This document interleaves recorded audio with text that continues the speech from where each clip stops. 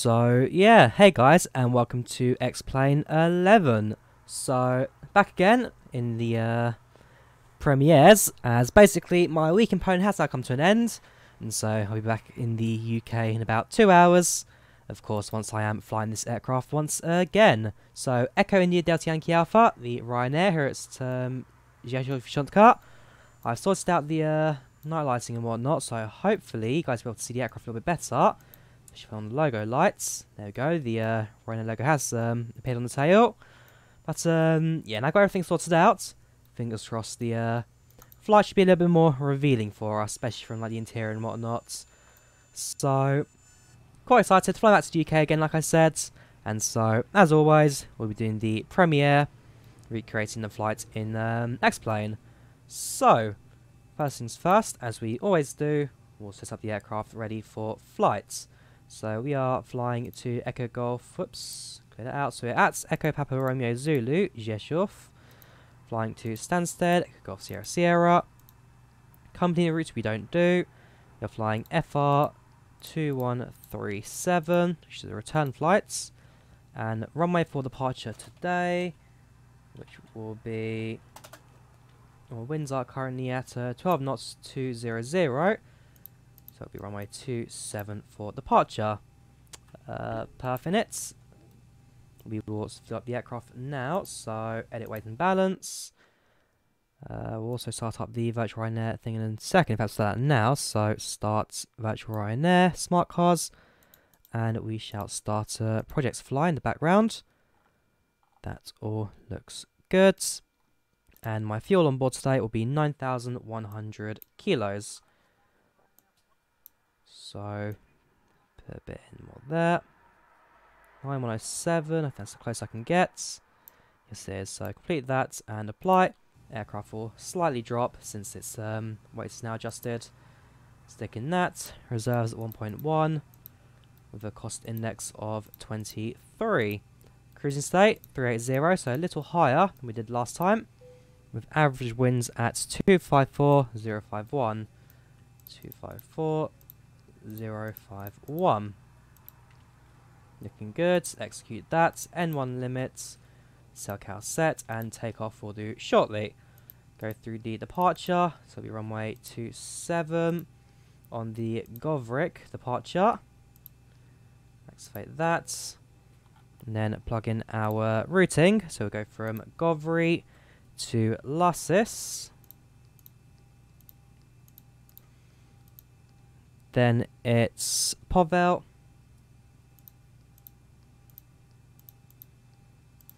Then it's Gorlo. And then it's Rinnis. We also have Idesi as well. So Rinnis and Idesi. And then after that, we'll then plug in our Operation Stansted, which will most likely be a runway 22. Charlie November approach, as always, with that airport. So we'll plug that in later as we get a bit closer to the airport and do a quick check of the winds. So with that all sorted, that's about it really. I mean, the aircraft is now basically set up. We'll be ready to go in a moment. Like before, we can now disconnect the fuel truck since the aircraft has reloaded. So you can drive away, and the APU, whoops, that's a ground power, APU will start up. All bleeds should be off, yes they are. And since we are now done fueling, see what sign it may come on.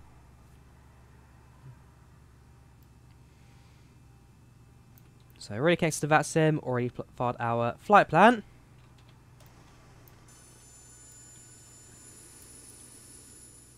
There goes the fuel truck.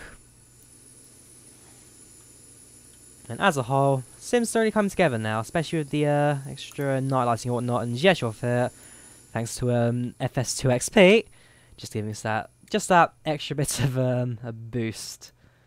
It does look good. It does look good. That I cannot deny. The lot post lines here, which is in its wrong location because in reality, lots of aircraft park here in stand 5. not 3. While we wait, we'll set this to 380.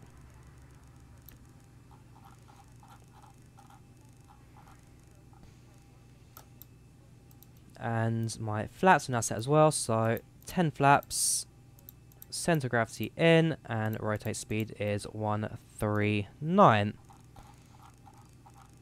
So yes, welcome guys to the stream, welcome guys to the premieres. As I said, in the real world, I'll be on this aircraft, and as a result, I'll be recreating it in Flight Sim. Very much worth a watch if you're interested in watching my real world flights. And like I say, you can always track this on Flight Radar as well. Whoops, balls. Wrong switch. I was aiming to switch off the ground power. I've just gone and switched off the APU. So we may need to let that reset, or at least restabilize.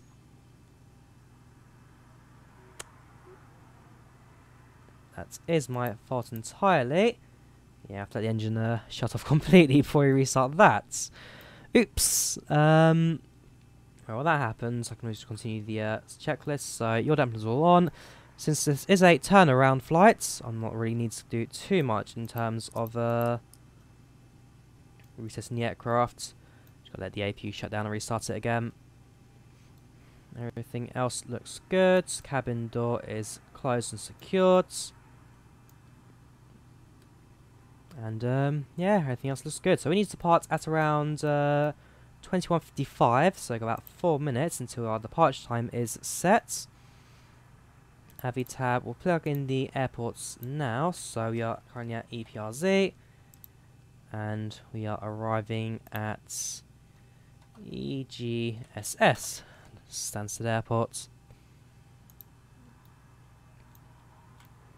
APU should now be off. So I'll restart that again. On. Wait for the low pressure come on and start. Hopefully now that the APU is warmed up, it won't take as long to turn on. Connects or turn on the service interphone, since we will be contacting people on the ground. There you go. ILS is aligned and whatnot. Let us now disconnect the ground services, since they are now not required. So close the entry, close the exit, close the cargo door, and plugins, ground handling show. We can now drive away. Ground services, we won't remove the GPU just yet, but I will turn on the anti-collision lights and the leg light will stay on. AP power on. APU bleed sets, GPU disconnects, and GPU disconnects. Right, now we're on aircraft power, now we're on the APU. In a moment, we will now be ready for, well, not so really pushback. We can turn around from this gate and then head up to the runway. So, other fuel tanks now come on. Everything else is looking good. We should be ready now for a startup. So, we will now turn off the dome lights. Make sure we're recording, not streaming. Yes, we are. That's good. And there we have it. We should now be ready for our departure. So, Echo Papa Romeo Zulu ground. Starting engines and taxiing runway. Whoops, 2 eyes. Taxiing runway 22. Correction, 27. Sorry, 22's at Stansted. Runway 27 is at Rzeszow. Right, so TCAS comes on. Engine 2 to start. Keep an eye on the engine number 2 there. Also remember this time to turn on the packs and not to turn them on whilst on the runway during rollouts like I did last time. Slightly awkward that, but it happens. Well, it doesn't really happen, but it happens for me. It happens for me. So engine 2 now starts up. Strobe signals come on now as well, since we are not going to have a pushback to blind, and we are going to start up from our stand. That's engine 1, 2 clicking off, so engine 1 we can now use.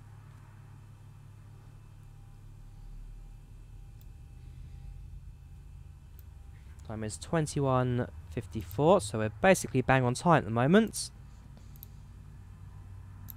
Keep that on the Rzeszow information as well, just in case.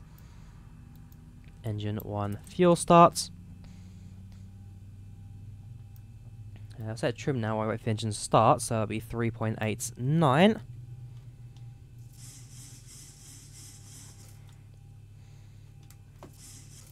And engine 1 will tick. Engine bleeds set. Engine APU off. Packs on. Here the air conditioner in the back starting up. And APU off. Oh, for crying out loud. Don't worry. We have still got power in the aircraft. It's twice now I've cut all power to the aircraft accidentally. Let's hope it doesn't happen a third time, aka once we're in the air. But there you go, aircraft is now started up. We have announced our intentions to taxi. So taxi lights now come on. Parking brakes released. Flaps down. 10 degrees. That'll be 4 times. And well, there is an aircraft to our right hand side of the lot, including people working on the ground. So probably best for me to do a left hand turn. Do almost like a 360 just get out of this one. So engine 2. We'll put some throttle in.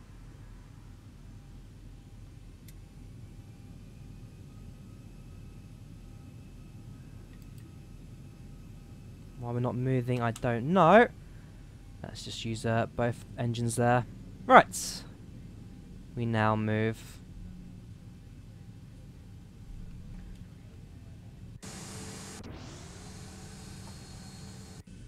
We should avoid terminal with plenty of room. Like I said, this is standard procedure here at Rzeszow, since Ryanair do not pay for the pushback tugs.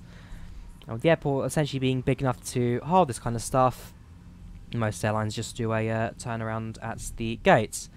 But they don't always go right up to the stop marker, but a couple of yards in front of it. Now we're going to line up the original taxiway here at Rzeszow. The original taxiway that was the only taxiway for many years, basically since its opening to about 5-6 years ago now.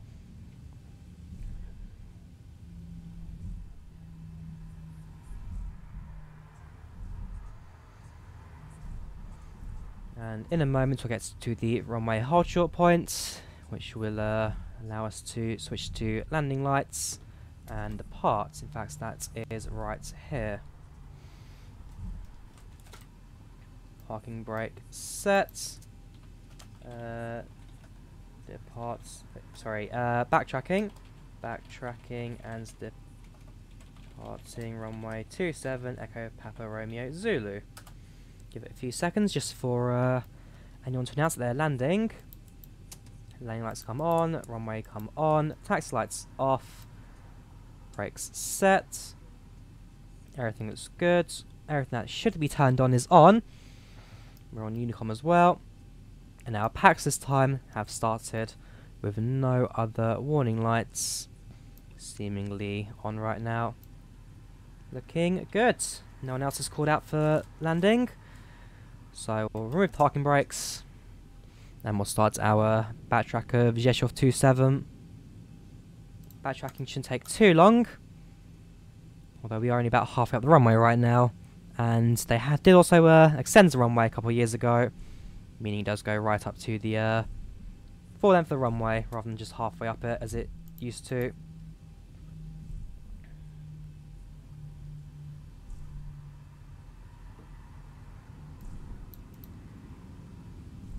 While we are taxiing, I'll also update the stats at the top of the screen, since that should also give you the information of where we're flying to.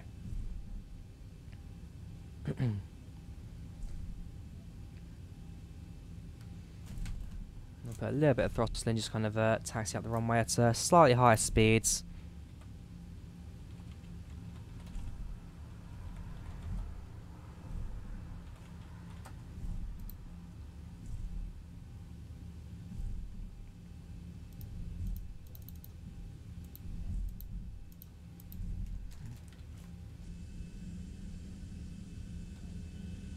The cabin lights should be turned off at this point, so I will do that now. Cabin lighting, takeoff and landing. They're going much better.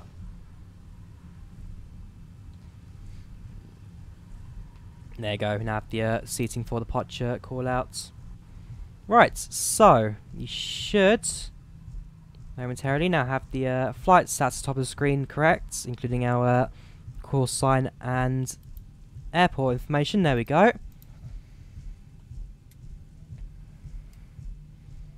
I need to idle the throttle and using the turnaround points here at the end of the runway. It's not exactly marked out, but fortunately I do know it.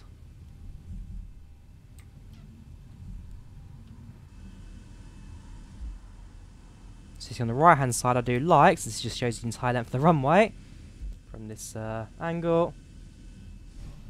Back in the cockpit, we are on the turnaround point, not on the grass, don't you worry.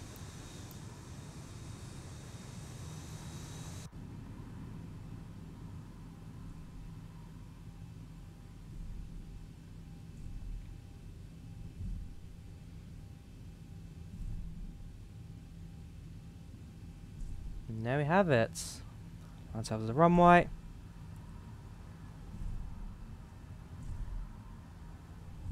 Split up the engines.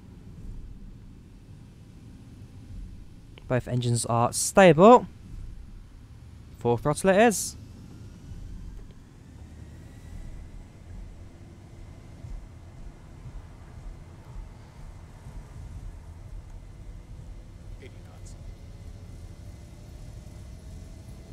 Slightly windy, but we'll be fine.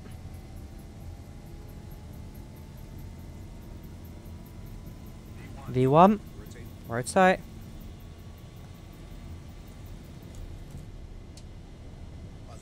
Gear up.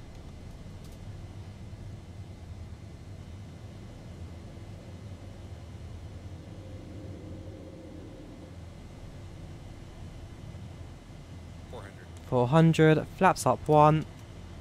Landing gear locked.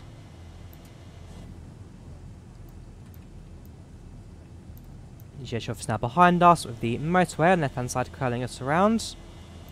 But yeah, all looks good. Brakes will turn off. Auto throttle armed. Ensure flight directors on as well. Also on VNAV, LNAV, and then autopilot. So, aircraft's now in command.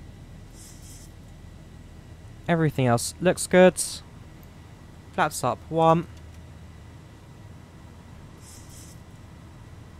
Yeah, flaps up again another stage. One more time. That's, yeah, we don't even need flaps at all. So, now departed Rzeszow Airport will now be behind us. Although you can't exactly see it, because again, FSX Senior converted, night lighting's not exactly there. But hey, who am I complaining? And yeah, the autostrada snaking its way below us. And like I said, we do actually follow that motorway all the way to Wrocław, which is on the route that we'll be flying today.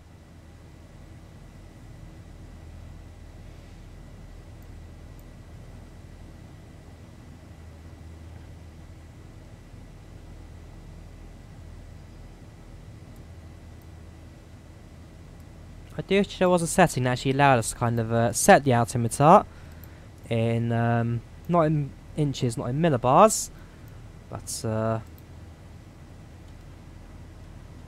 at least in, well, yeah, the European method of flying.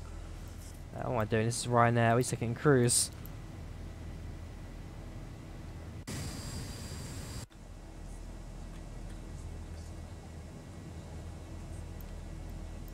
pink lights? No, sorry, Ryanairs not that fancy.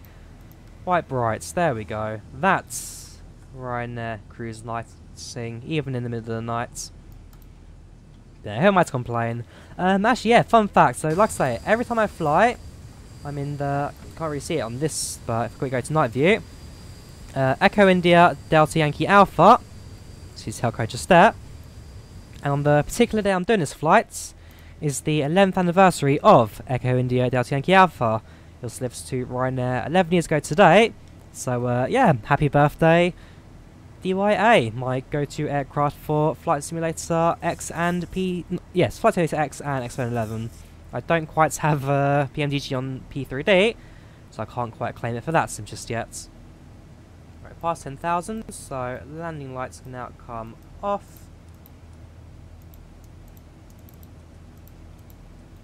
And the logo lights can now also come off. Dome lighting, we'll set it to a, not bright, so we'll set it to dim. Just so you can have some background lighting as we continue our flight today. No webcam unfortunately, because as we found out last time, it actually just lags out the system completely and just causes the simulator to slow down as well. I mean, like I say, we're flying right now with OBS recording at a solid 30 FPS. We'd lose a good 10 frames just with the webcam on and the green screen acting in the way it would.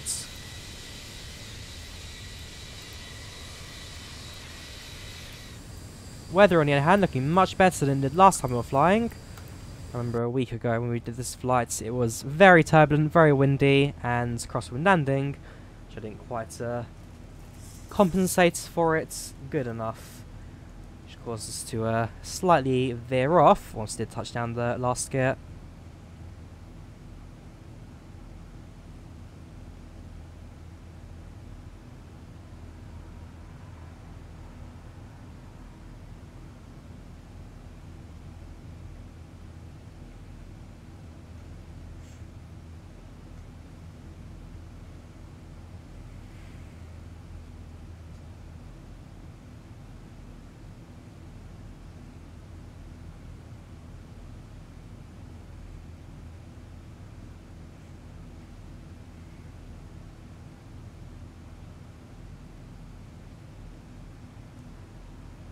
So, what am I doing now? Well, I'm going back to work by tomorrow. I mean, like I say, end of the holiday. It was a good week to relax, but all good things do come to an end. But it's not quite the end of my travels this year. In fact, this was only the very beginning. Because, like I say, next Saturday, or even this Saturday, I'll be flying to Oslo. So on the 30th, I fly to Oslo, so day after Brexit. And on the 31st, next day, I then return back to the UK, but this time via Oslo Torp, the secondary Oslo airports, taking a bus in the morning and then return back to the UK in the afternoon. So that should be a pretty good trip. Quite excited to go out to Oslo, actually see a friend of mine as well, not seen him in a long time. Then on the 26th of April, so next month, I'll then be doing a flight from Stansted to Biarritz in France. I'll spend the day in Biarritz before going to Bilbao in Spain, and then once I'm in Spain, I'll again meet up with a friend over there, as well as enjoy myself a bit before returning back to the UK on the Sunday night. And then, yeah, May 10th, flying from Luton, London Luton airports to Athens, where I then catch a Q400 from Athens to Lemnos Varos, and then from there I'll stay a couple of days. Fun fact, Lemnos being the island from Armour 3, Altis, so that I'm very excited for sure. Then on the 15th of May, so 5 days later, I catch Q400 back from Varos to Athens, where I spend another 4 days before taking a Ryanair back to the UK. So, a lot of flying that week, and again, should be quite exciting, especially out enjoying myself. And this one will be for my 20th birthday, it's that little week break away, and so very much time for me to just kind of sit back, relax, and just relax, let everything go through me for the first time in a long time since I left school. So I don't expect to be too active in that time, but still. And then after Greece, I'll probably have a quick break from travelling during the summer months when flights get really expensive, and then come September, when everyone's back at school again, flights go super cheap, and then I'll be able to head back out to my journeys. So like I say, very, very busy couple weeks in terms of travelling, gone on holiday. Then I'll spend the summer in the UK before heading out again. I mean, my ultimate end goal would be to spend 2 weeks in Finland during the Christmas and New Year. So that's my ultimate end goal.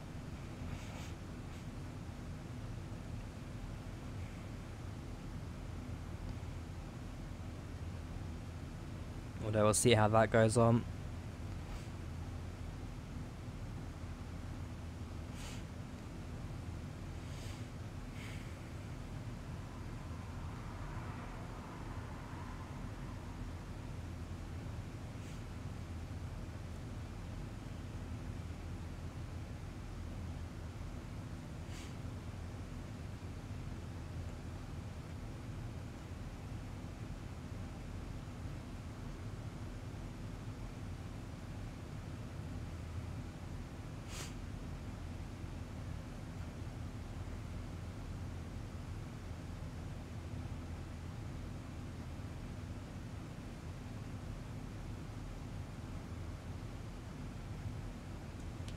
So we've now passed flight level 260, 26,000.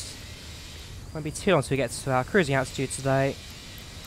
And then we get a bit of chance to kind of again just relax and enjoy the evening flight for a bit.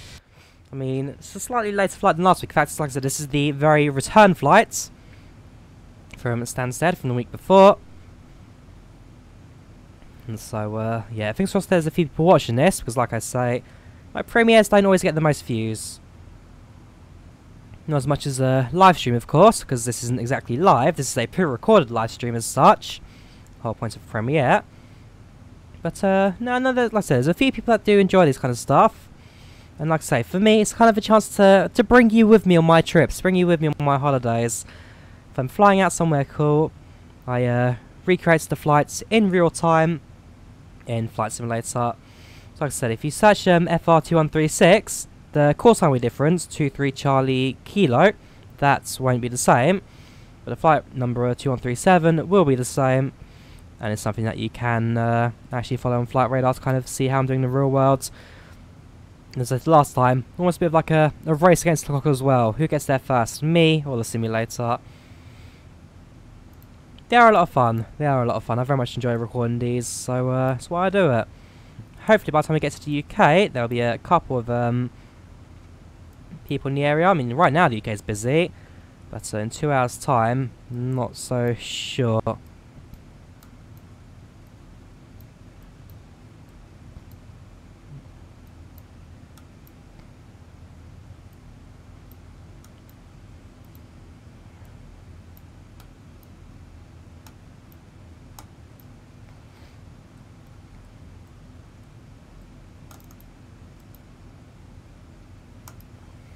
Right, now we're 30,000, flight level 300. Although you guys on your altitude screen on top, because we're now on standard barometer and not current pressure. Which I will say, current pressure is actually quite low at the moment. It's definitely been a few stormy weeks, but yeah, now that we're on standards, our flight levels are a little bit different to the actual altitude. I'm sure by the time we get to about 38,000, flight level 380, the altitude meter will still probably say around 37500, about 500 feet out.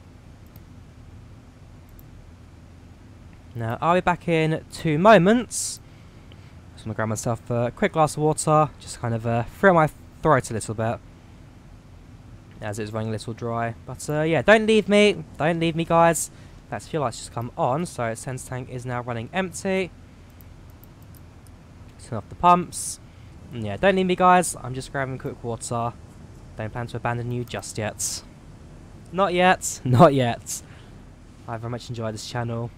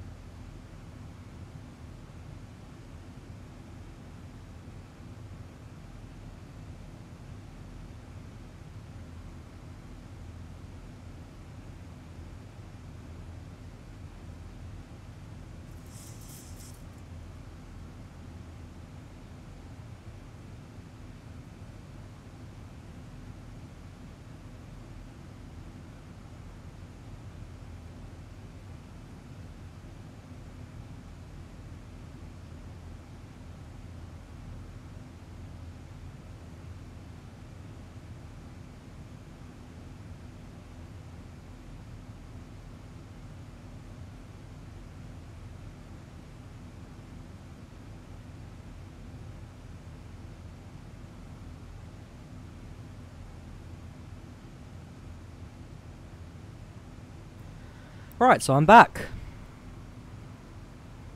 Wish my mic's not being knocked or anything. Yeah, that's much better. Right, so things to talk about. I mean, like I said, my week in Poland's come to an end. At a point where I can just relax a little. We are very soon actually coming to cruising altitude, flight level 380. But yeah, big things to talk about. Although first things first, a massive thank you to all of you guys. I mean, I've noticed in my last couple of videos, we have now been averaging at least 100 views. Maybe one or two of them to go onto that trend. But for the most part, we have definitely been averaging over 100 views per video. I mean, about a year ago, I'd say. Yeah, I'll probably make an average of 40, maybe 50 if I'm lucky. Which is kind of towards the end of when I was kind of like forcing myself to do weekly videos and, yeah, trying to catch up with ones I missed. And it wasn't fun. It definitely wasn't fun. So, there's now closing altitude 380, altitude's like I said 37500. Yes, like I say, it's a massive thank you to you guys because obviously you're now a lot more interested in the content I'm doing now compared to a year ago, and it does also mean that the channel's moving forwards. We're definitely moving forward, putting out more content that you guys, the viewers, spend a lot more time actually being more interested in. So we'll keep things up. And hopefully as the year goes on, we'll have a lot more videos going up.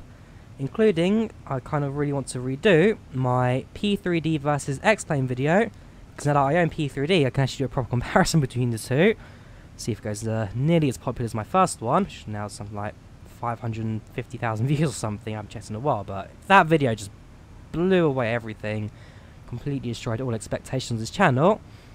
Like I said, it's now something that most flight sim fans have now seen. And yes, maybe you haven't put it to a name, haven't seen it's me in particular. But it's nice to actually like have a video out there which most, if not all, have now seen. I mean, as I always say, I'm no Frugal, I'm no Squirrel, I'm no Matt Davies.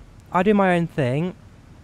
But if I've actually done something big for once, then it's a massive, massive boost in my channel. Now, where am I on the VATSIM map? Because I am actually lost.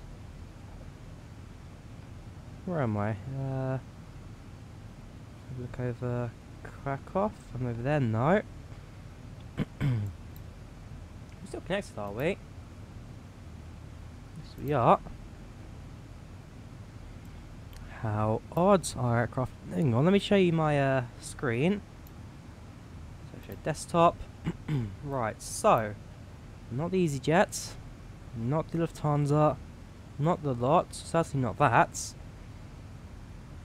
Apart from Rzeszow, so we should be along the south there. We're not flying over Katowice, sorry, is that Krakow? Sorry, that's Krakow. Katowice is a bit more west. If I look at project flight, right, there you go. That's the me, Ryanair 32 Charlie Kilo.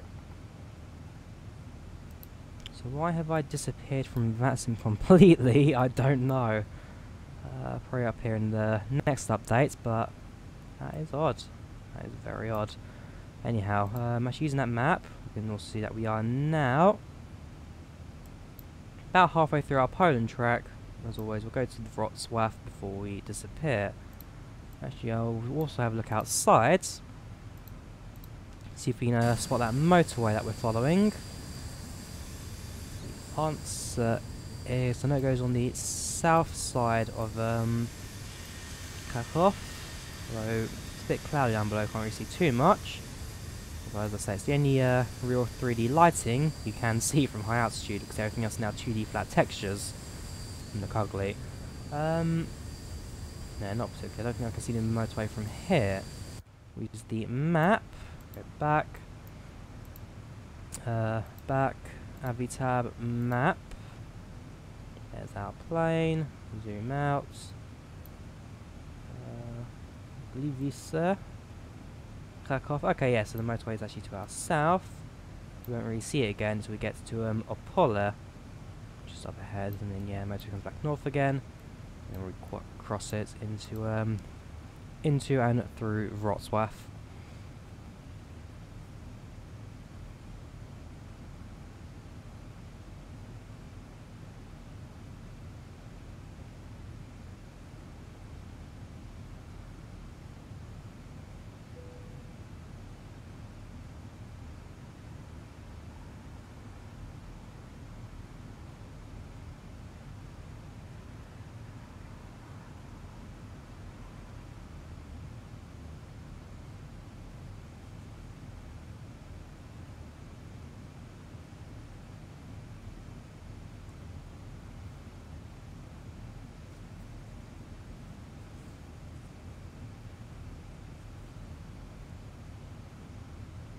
So at this point, you are now long into cruise. I'll do a quick weather check at Stansted. You can see that the winds are heading 240 at 12 knots. So runway heading 22, winds at 24. It doesn't mean that we will most definitely be landing on the runway 22 again.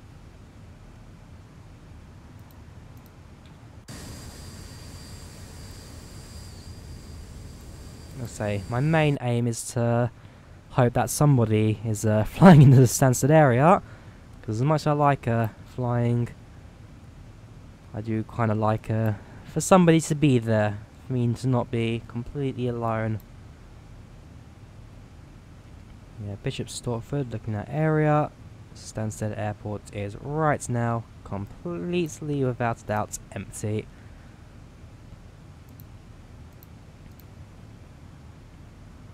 If I start up all of the frequencies, I actually have 2 people at the Stansted right now on IVAO.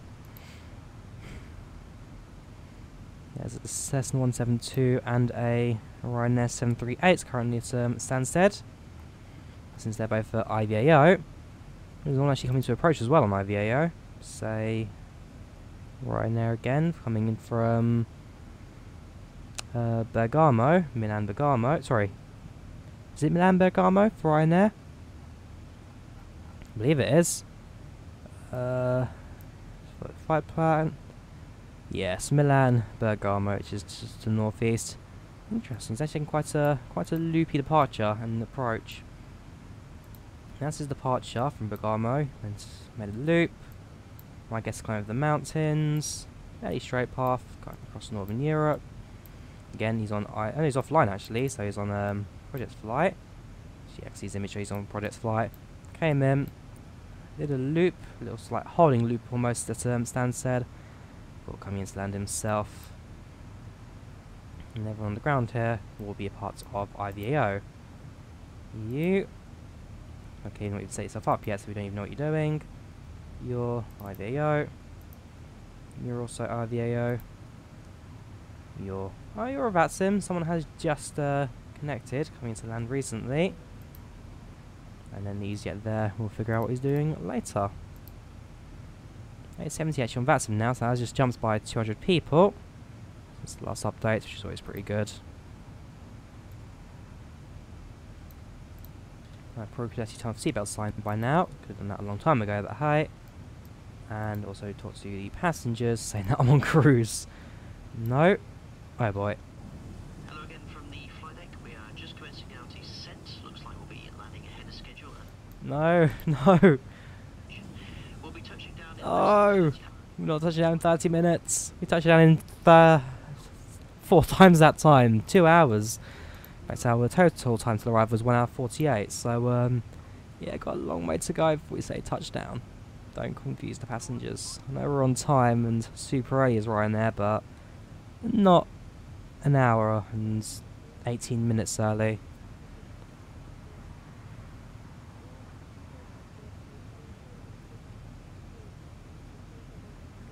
I mean, we haven't even we haven't even started any scratch cards yet. Don't forget the scratch cards.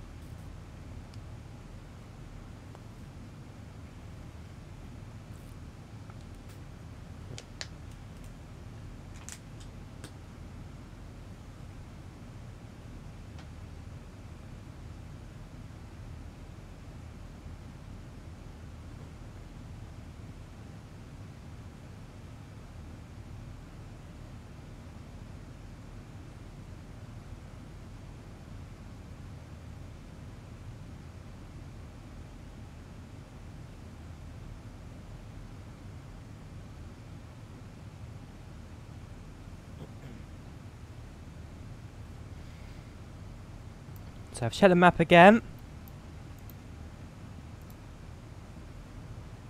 Sorry, go back to Avitab, then map. Look at our position. Yeah, coming up to the north of Apollo now. Although this time, with the winds acting against us, they go 271 heading, so literally the literally a direct headwind. There's no way around that. Flight time will get affected slightly, not by much, but it does slow us down. And as always, the return flight is usually a little bit longer than the outbound. Although maintaining 244.5 knots, that's actually pretty much centered there between the two. But yeah, so maintaining 244, 245. Engine's currently at 86 RPM. Fuel is fine, everything's looking fine. That can actually probably be set to legs as well. Don't quite need the approach information just yet. Won't require it for a little while. I mean, by the time you do get towards Stansted airports, we should also have a few more people on the live comms communicating with us, and just overall add a bit more life to the flight. Although I very much doubt we have much voice comm on the route. I mean, yeah, actually I don't expect any comms at all. We'll just be stuck on Unicom for this. As always, I do prefer voice comms. Very rarely will I only use chat on that if I A, can barely understand anyone, or B, flying an aircraft that requires a bit more of my focus. But other than that, yeah, I'd always prefer voice comms. Unicom's nice for a bit more relaxing flights. But if another aircraft is approaching at a similar time to you, it does mean that management does need to be a lot more key in those situations.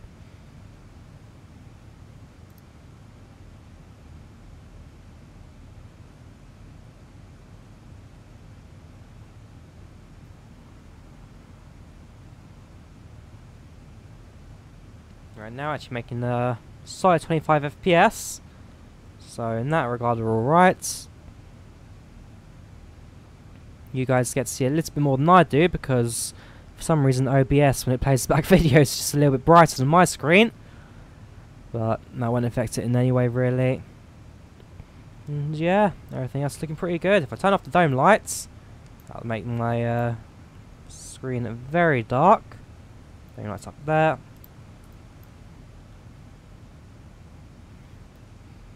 In fact, if I turn down its lighting slightly, just that lights that go there, background lights as well, just make a bit dimmer.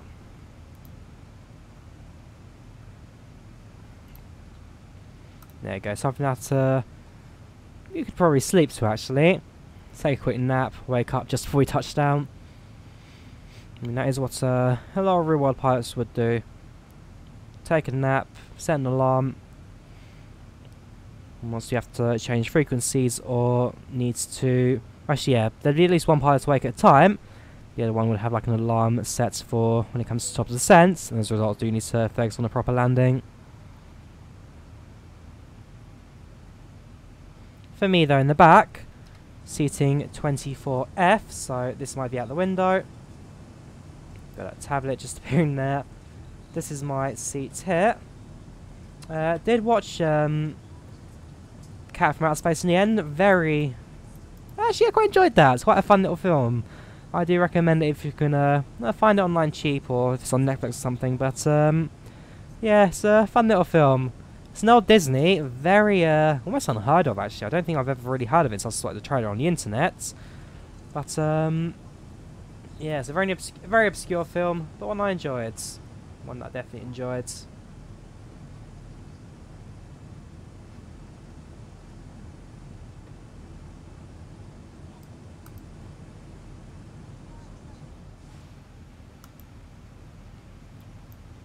That's where is his lovable face. Go forward a few more rows, go into the first class section. And yes, the beautiful face of Austin Meyer, CEO of Laminar Research and head of... Whoops, can I go with tip jar? And head of X-Plane 11. Taking a quick break, he has. Last couple of weeks, mainly to focus on his own project, which is a plane based on that he built in X-Plane. So yeah, he's enjoying himself. We all love a bit of Austin. We do all love a bit of Austin. He is a man in his own world. He really is.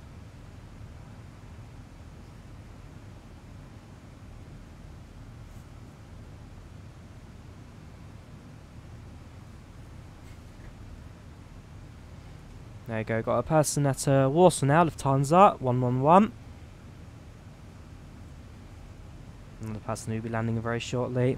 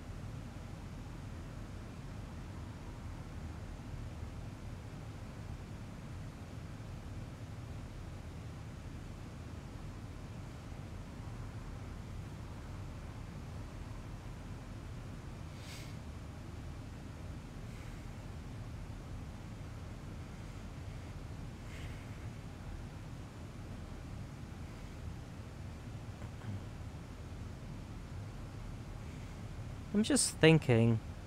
I don't know what I'm thinking about. I'm just thinking of what I should be thinking about right now.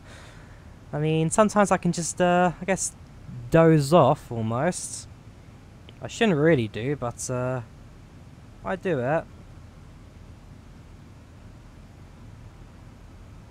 Because sometimes, I mean, okay, I'll speak a bit more on a personal level, I guess. I mean, again, no one's watching at this point, but if you are, then you are a true Drawyah fan. Thumbs up, high five, whatever you want. Like I've never really done the, I've never done a proper premiere. I can just keep things going non-stop. So when I went to Finland, those premieres were long. 3 hours of flying, 3 hours of talking, filling in the gaps. But yeah. For me, sometimes I feel really busy. That I've got no time left, and once I finish work, I'm just too tired to do anything. Bit of turbulence. I'll turn the seatbelt sign on. Other times, oops, I just feel like I've got too much time. I don't really know what to do with it. And yeah, it just puts me in a constant state of almost like, what am I doing with my life kind of thing. I mean, I've got the basics sorted out. Like, I do work, I go to work every day, I go back, I enjoy it, the job itself is pretty good. I've got this YouTube channel, I enjoy making videos for it, you guys enjoy watching it, so I constantly upload, once or twice a week, maybe a little more often sometimes, maybe a little less. I have flightsim.com, 1 or 2 articles a month, try and sort that out, which actually reminds me, I should email, when you send a text to the guy now, asking if he is happy with it.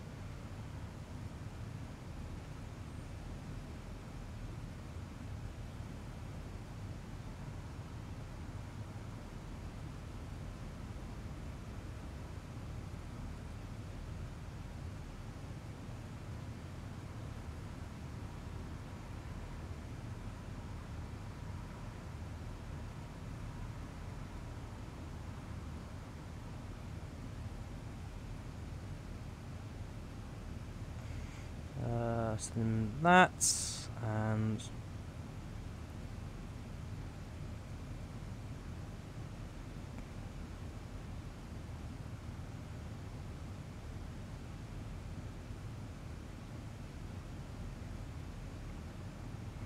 there we go. Yeah, so flightsim.com article writing, I enjoyed that. For me, it's good exposure.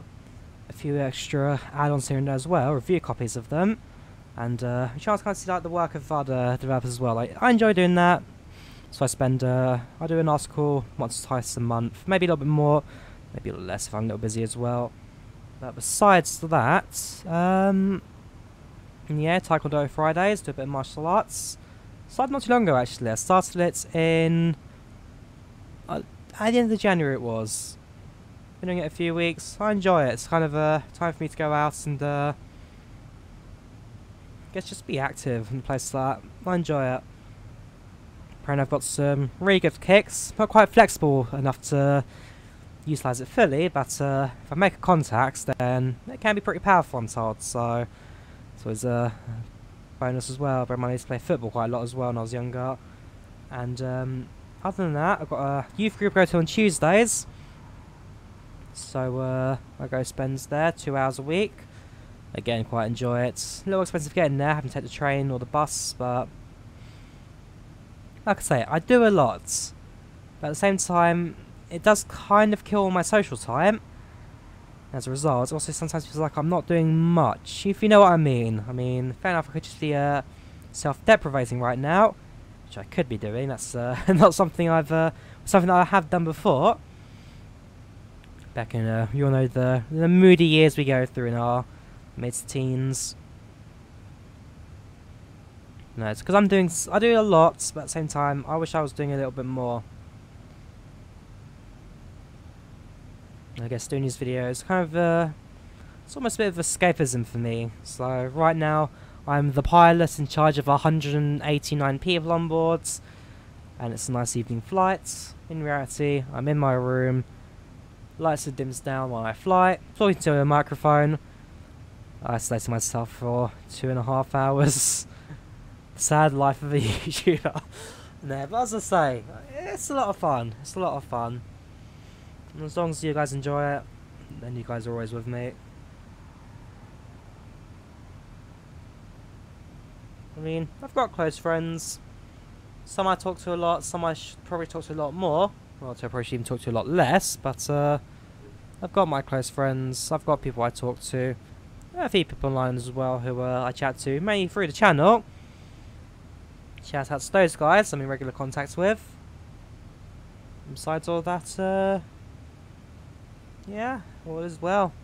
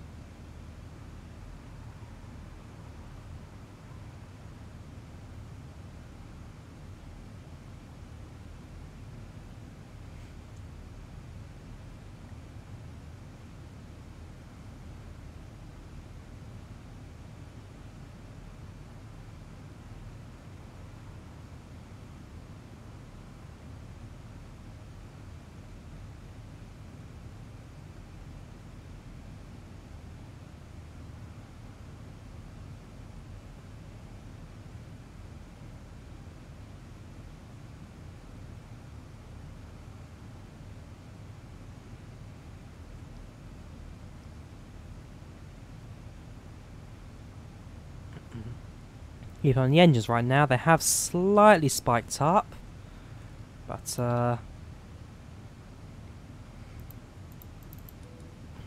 not particularly much. Oops, so that's to 38's the pressurization. That was still set from last flight, 3.5. Whereas everything that needs to be set is currently active, which is fine. Yeah, keep on the engines, they have slightly increased, possibly due to the wind change. It's now 61 knot headwinds, very strong that. But besides that, yeah, everything else is pretty much the same. For me, return flights, especially because I live in the UK, I guess it's actually not too bad in this kind of context. Because like I say, I travel to Europe a lot. Because most, if not all, of Europe is to the east, the tailwind does also push the aircraft, get to destination a little bit faster. It's the return journeys that I kind of want just to be a little bit longer, just give me more time to myself. So on a flight sim, they may be like 20 minutes extra, almost more time to kind of fill in the gap. In reality, yeah, in the real world, it's more for me to kind of just relax, rest, and recuperate. Think about what I've just done last week. Think about a way to move forward, because I enjoy travel, something that I've said a lot, and something I'll continue to say as well. But I enjoy travelling, I enjoy going places, and just gives me a bit more freedom, as I say, to kind of just focus on my life, focus on where I'm going, focus on just being in other places. I mean, I love culture, I love living in the shoes of other people.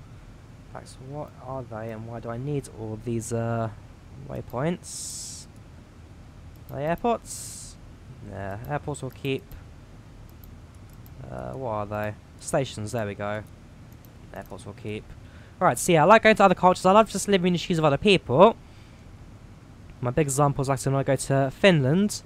I very much lived that week as a Finn doing exactly what they do. When I go to Poland, I do exactly what a Pole does in their modern yet very culturally traditional country. And yeah, just gives me a chance to be different. Just to be different, just to fit in where I am. It's a nice feeling. It really is a nice feeling. I mean, fair enough, there are some people who just can't afford to travel, too young, or just don't... I guess not so much taking a risk, but just don't feel like going to another country. If you know what I mean, it's like, they just almost fear it. But, what I would say is, if you're too young, wait a couple of years, save a bit of money, and look for a good airline. I mean, if you're in Europe, then well, the easiest option would be to look at Drawyah, because they are probably the cheapest airline here, and put sales on all the time. If you live in the US, then because the US, I guess it's a benefit for living in Europe, because by the fact of living in Europe, everything is only at tops 3 hours away. Different countries, different cultures, different places to be. In the US, it is different because of the fact that you are based on states, and while each state is different, it is still all the United States at the end of the day. The most different you could probably go to would be Mexico down south, or you could go to Canada up north, but nah, the US is definitely a bit more limited when it comes to your choices of close destinations. While a lot of them do come to the UK, a lot of them do fly to Europe for the summers. And I guess like in Asia as well, I've got a lot of countries nearby, so fly to all those places. And well, as a European, fair enough, bit of an old stereotypical view that a lot of Asian cultures are the same. I mean, you look at China, you look at India, you look at Japan, you look at Indonesia. For very different countries within Asia, for very different cultures. And yeah, just like places again, worth looking at.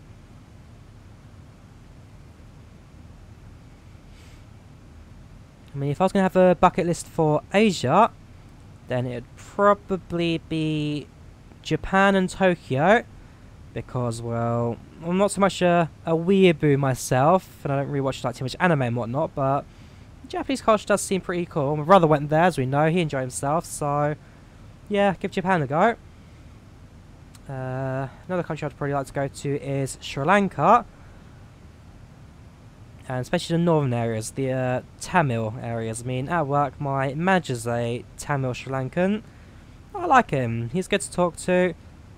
Fair enough. We may have our one or two odd disagreements, but overall, I very much enjoy working under him. And yeah, at some point, I'll definitely have to go to Sri Lanka and just definitely look more into his roots. Maybe Indonesia as well. I'll probably cover that country. I'm not sure about India, not sure about China. If I do them, I'd probably do them together. I'd spend a week, spend half of it in India, spend half of it in China, cover them both together. Or even if I do choose out Sri Lanka as well to it, I kind of cover all three in about 9 days, so that would work actually. 3 days in each. And then leave the flying to early mornings, late evenings. Yeah, definitely not worth flying. If you're going to go to like different places and just hop around, my pro tip would be to fly very early morning or very late evening, and only fly midday. It does like a considerable difference in the price. So when I go to Norway and I go to Oslo, the main reason why I decided to fly to Oslo, to the main airports, Oslo Gardermoen, was just down to the fact that the flight was so cheap, so like £12. Pardon me. And then the return flights I did them doing from Oslo Torp. Reason being, well again, it's a midday flight I'm doing.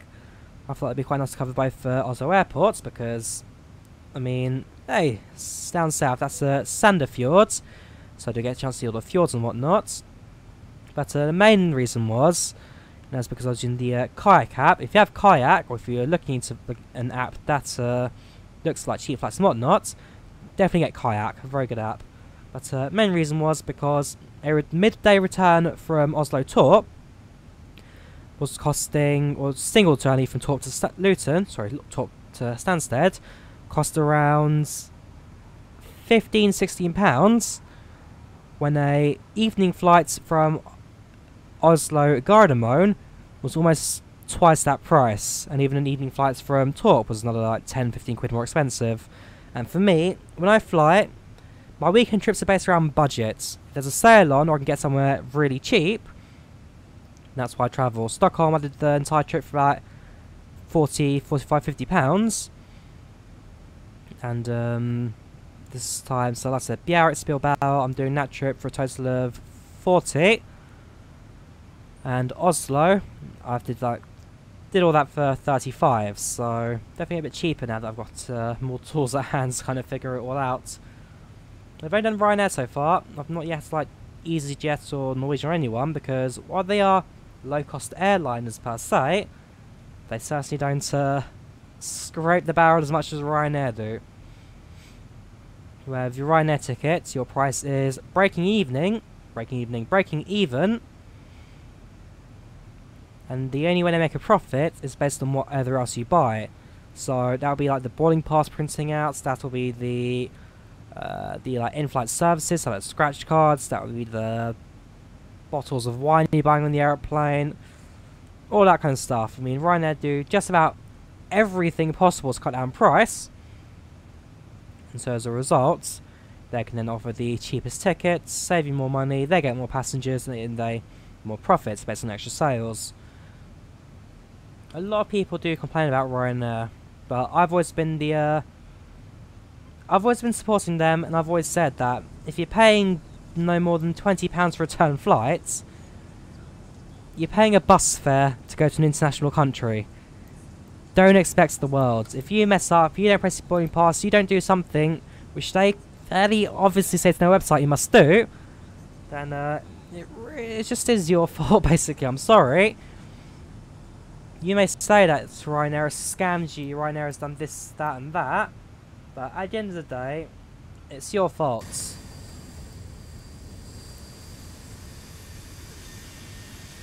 I mean, I'm sure, what should I say, I've never had an issue with Ryanair. They've always got me on time, they've always taken me to my destination. I've never had a problem with Ryanair. I'm sure I will do at one point. I'm sure something will happen, like flight gets late or gets cancelled, something happens. But I understand that it's a cheap flight. After enough work, I will try and get compensation for it, a refund or something. Hotels always book with cancellation in mind, and yeah, just don't spend so much money on them. Wait for a sale.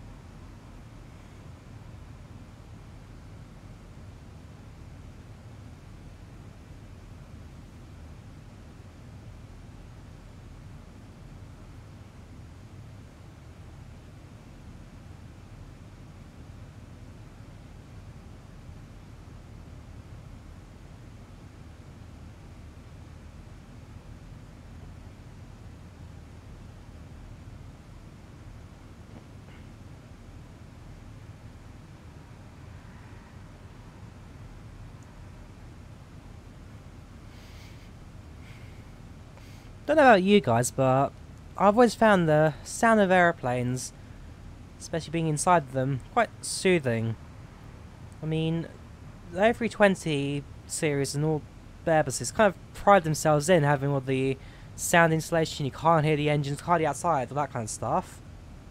And while that is all fair and good, for me, I do find the sound of the aeroplane in the background kind of soothing, just kind of relaxing, almost like a white noise. I mean, I do use white noise quite a lot. Does also help with sleeping and whatnot. Very good. Recommended if you have tetanus or just struggle to sleep. But yeah, I've always found the sound of an aeroplane just kind of like that, on that level. Yeah, it just soothes. It just soothes.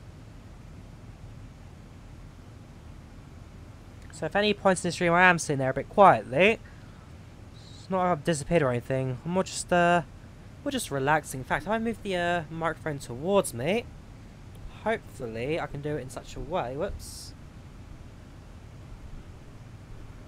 Where I can actually sit back away from the desktop. Tuck my chair in as well. There we go. And yeah, that actually works quite nicely. So if we go sign second. Yep, cable's still in place. Cable's still in place, nothing out of the ordinary. No buzzing noise. And it just lets me, yeah, just lay back in my chair. I mean, right now I'm very relaxed. Hopefully you guys are too as well. I mean, if you're not feeling comfortable right now, definitely adjust yourselves and whatnot.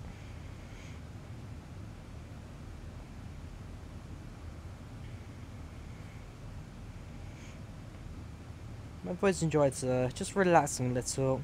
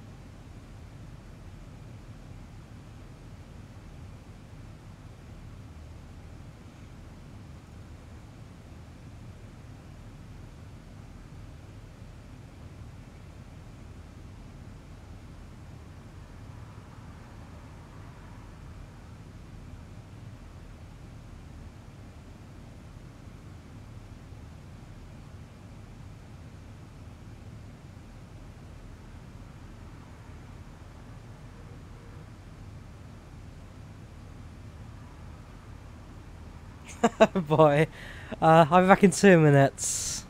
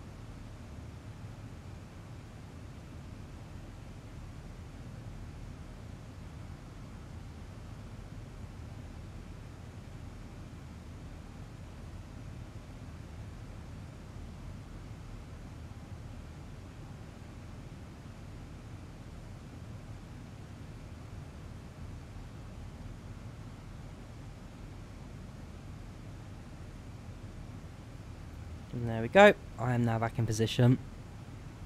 Just came across someone sent me a quick link for a video. Thought my brother would appreciate it. Just a quick meme off of the internet. A quick Miku meme for the weeb that he is. Yeah, that's it. It's all fun.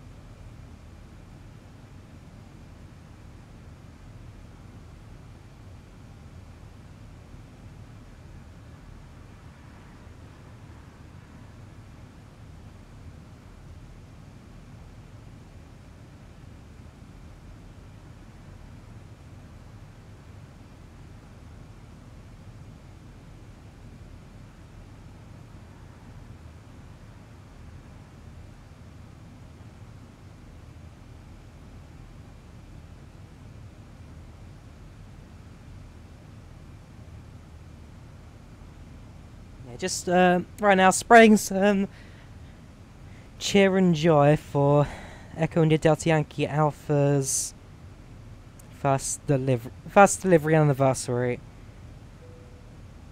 I made some very low quality meme-esque images. In fact, let me see if I can try and show you some of them. If I go to Discord, because they are on there. Nope, don't want to show you that one. I want to show you these.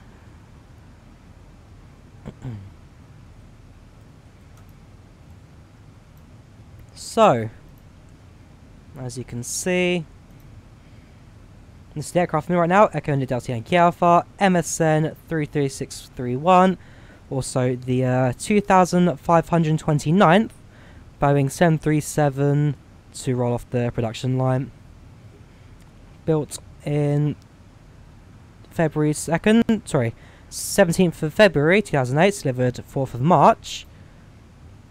So I created these super low quality images of Echo India Delta Yankee Alpha, a few extra birthday tags on them, including this one.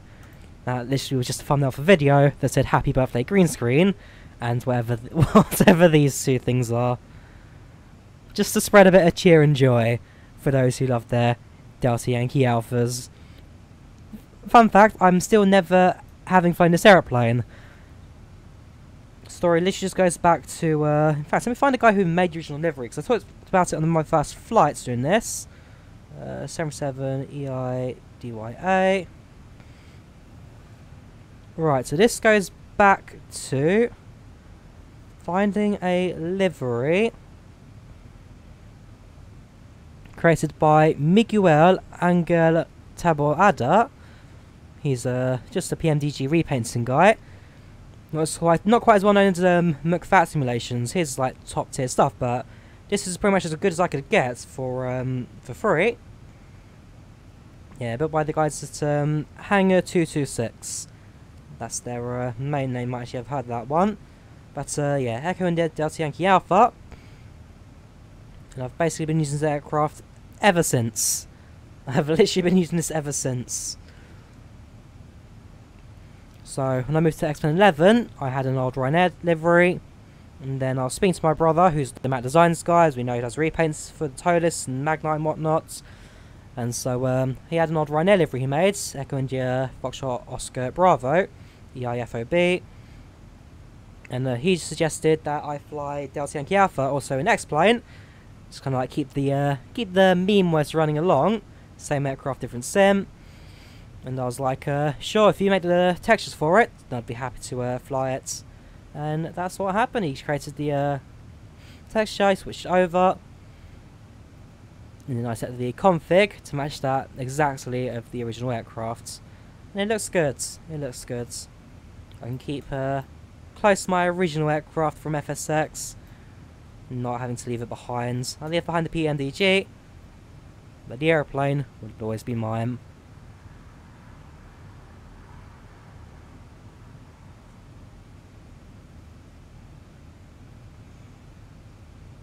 I know actually quite recently it's been based in Dublin, so it's now in the UK again, despite being one of the oldest Ryanair aircrafts.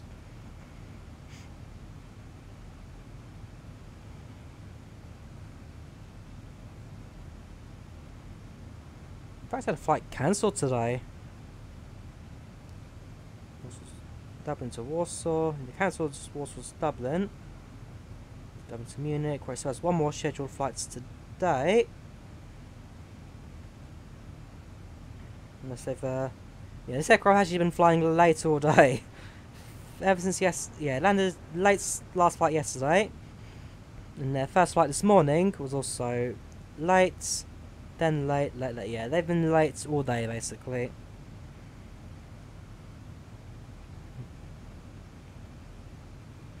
Not the best way to celebrate its anniversary, but it is currently in Munich, and we'll be back at Dublin for the night ahead. Well, in this case, I'm flying it from Rzeszow back to Stansted. One day I hope to fly in it. One day I do hope to catch Delta Yankee Alpha. even if it's not in Ryanair colours. Though I will say, it will be a sad day when they do choose to retire this aircraft. I mean, Delta Yankee Alpha was the aircraft involved in the very first of Ryanair ground excursions of 2012. I remember 2012, 13, 14 had quite a few of the aircraft wings clipping. This one was involved in the very first of those, where it lost its, I think it was its left-hand wingtip, just completely lost that. So they had to replace the winglets, they had to replace a bit of the wing. So it was flying with mixed winglets, one with the Ryanair name on it, one with the stripe. Until eventually an overhaul saw it then received both the, I think maybe the name one. Let me have a quick look, see if I maybe try and spot it dark. Yeah, both for the name winglets on the sides.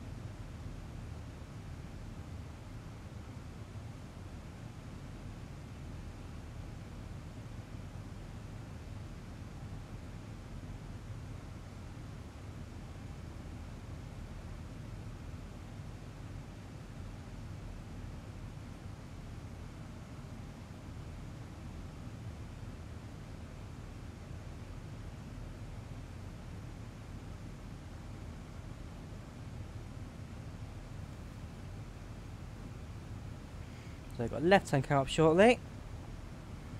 Maybe our next waypoints for the flights. Yeah, Povel to Gorlo, then to Rinnis, then to Edesi. Although between Gorlo and Rinnis, I'll have my approach set up ready for Stansted. Like I say, almost definitely going to be a 2-2 landing, and then either way we'll be on the Charlie Lima November approach.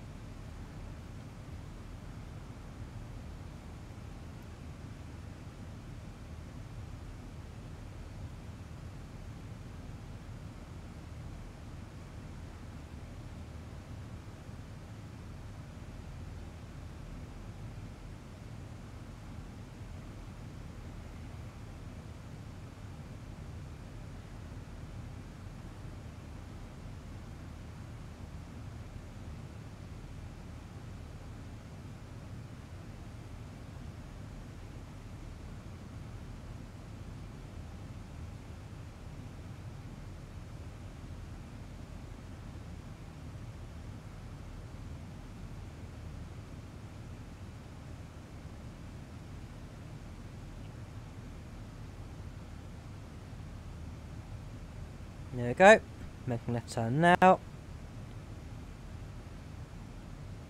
then this will continue us for the remainder of the way across Germany. So we actually now should be over halfway through this flight. Flight time 1 hour 11 minutes, time to arrival 1 hour and 1 minute. So yeah, we're over halfway through the flight now.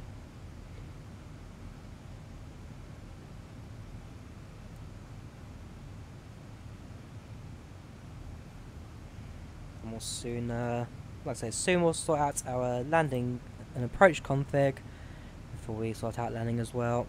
A few aircraft in the area. The EasyJets that we saw on the ground a little while ago with no call sign has still not got a call sign set. He's not set his flight plan or anything. And there's also a Ryanair that has also recently landed from Drawyah, Venice.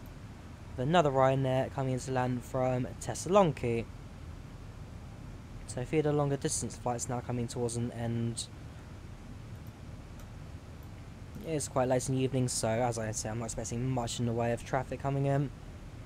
Though it still would be nice to see one or two aircraft at the airport. And I have come into land.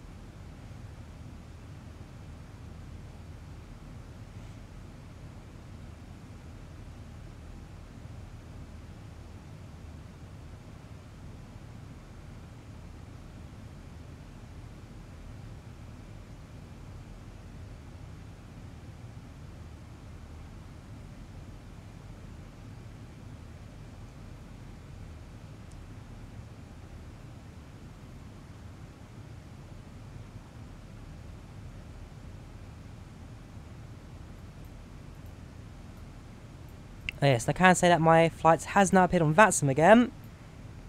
We have reappeared after disappearing from view a little while ago. We now have less than an hour to go, 59 minutes. Although again, does not always take into account my approach, so it will probably be more like 1 hour, 5 minutes when we do come into land. But we're making progress, and in fact, I think we may actually come in slightly earlier as well. Yeah, 58 minutes to arrival. 1 hour 14:30 gone.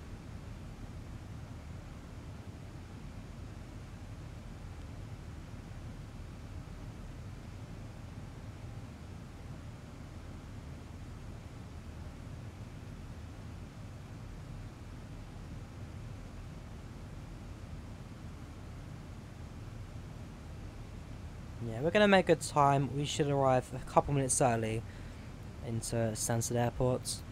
And since we are quite late flight arriving, we'll also be docking the aircraft in the parking section, which is to the rear of the airport. Basically, last time I flew into Rzeszow, and what I'm expecting tonight as well, is to take the bus at Stansted Airport from the like I said, storing gates towards the rear of the airfield.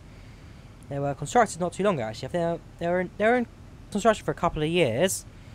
But opens, I think it was like a year and a half ago, 2 years. And since then they've just stored as many aircraft as possible in there. Because Ryanair really do fly tens of hundreds of aircraft in Stansted every day. If you ever go to Stansted Airport, so I'm not sure how many of you guys have actually been there. You get a few other airlines, you get a bit of EasyJet, you get a bit of Qatar and Emirates Cargo. And ever since Cobalt went out the door, as well as Premier, it really has just been a couple easy aircraft surrounded by tens of hundreds of Ryanair 737s.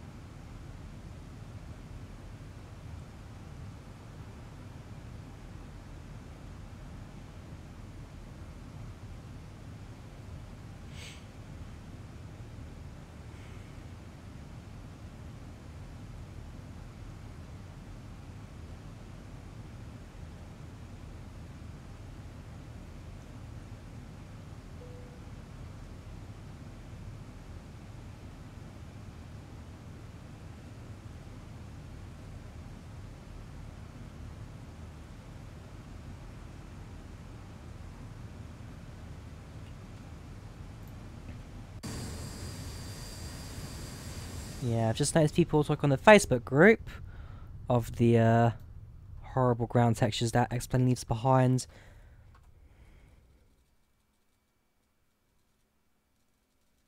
Hang on, since Ella moved away from total 3D lighting, and then take a picture. So sideways.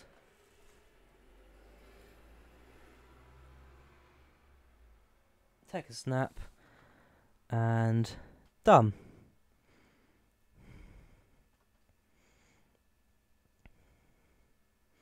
Right, back to the aircrafts.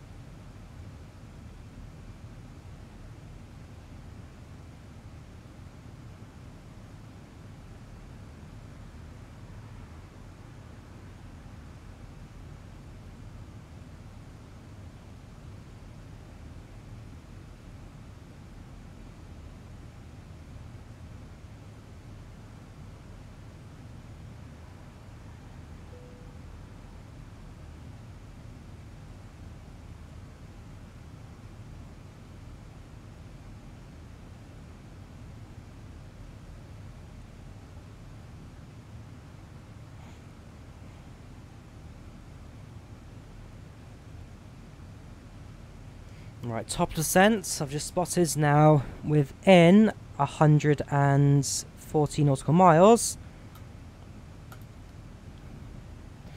Which means we also should be coming towards the end of our German crossing. Yes, we are. Once we're over the Netherlands, it'll basically be the prime time for us to program our landing. So let's change my view to X-Plane map, just kind of take away from the overly detailed maps.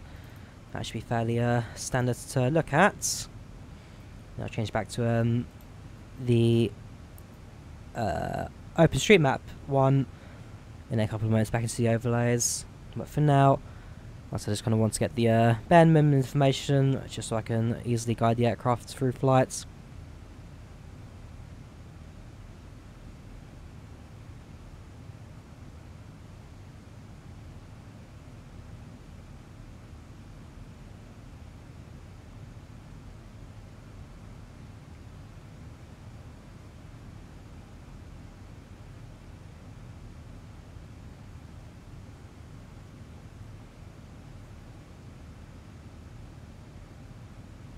How about what spot will go? I grabbed one from downstairs specifically for this flight. Is it this bottle?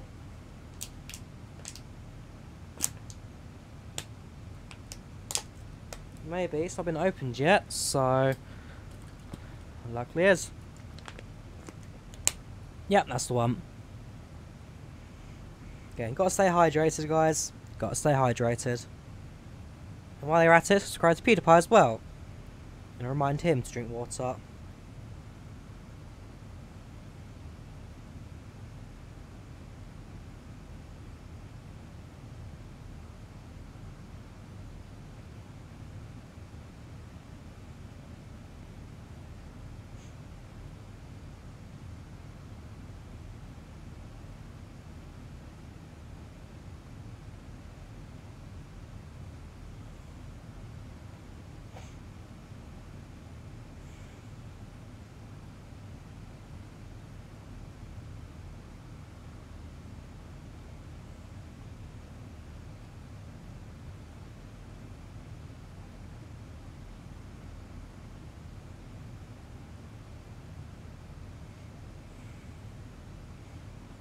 Also now got a bit more German traffic going on. Echo Delta Delta Mike is Munich. So we have a bit more of a German A to C frequency, which generally is a lot more active than Poland around the clock. Even then, Polish Vaxim is usually quite busy as well, so it's not usually too bad.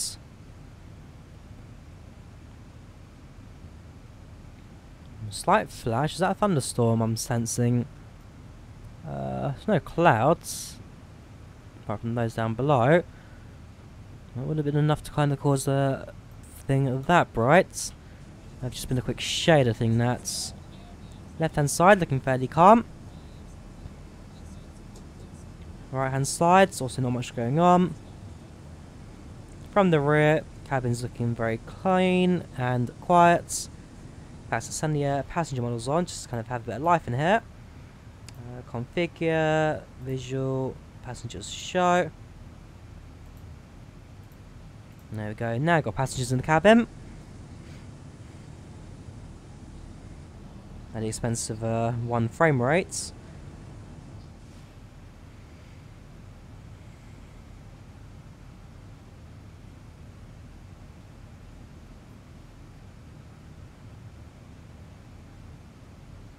Yeah, it's a very relaxing flight this evening.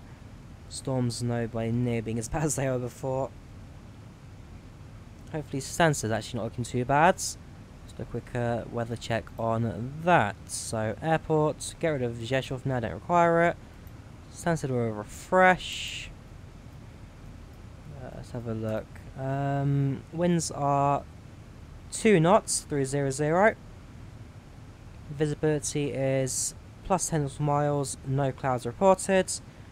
QNH is 0996, so definitely a bit of pressure going on there. But besides that, everything seems about right. Yeah, if it's only a 2 knot wind, 2 knot wind in any direction, I can easily take care of. Not airport, so I want to go to maps. I might actually go for the detailed one again, just so I can actually see where the border is into Netherlands, open topo. At the border? No, it's not. Border is there.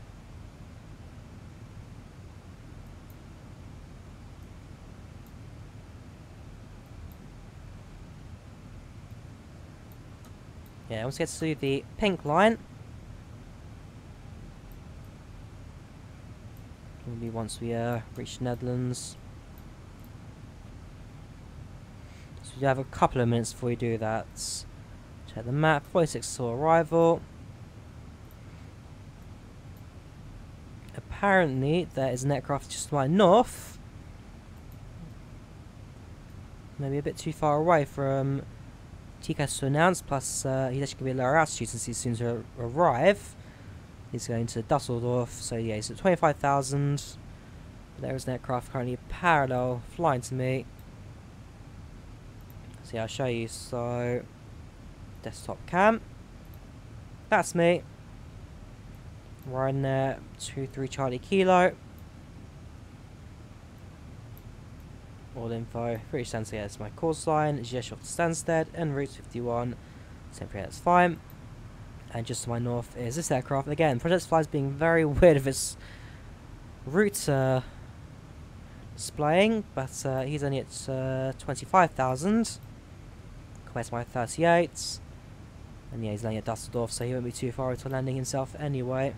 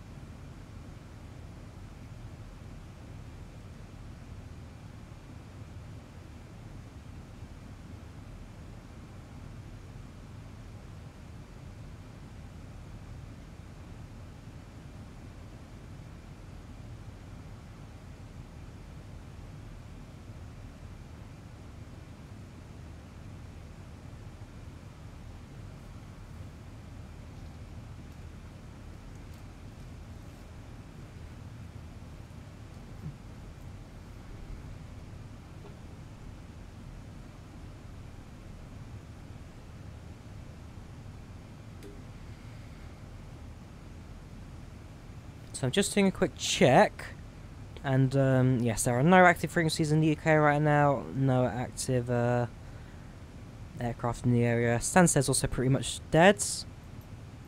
1-2 aircraft coming in for an approach now. Also I'm going to actually Leeds, I see, Leeds Bradford.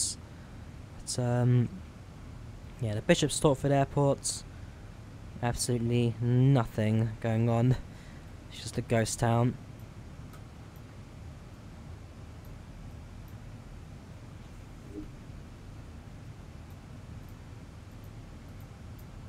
Maybe we'll see 1 or 2 people later, but I very much doubt it at this time. Especially because I'm recording this on a Monday, when no one's actually flying. So, what can I say?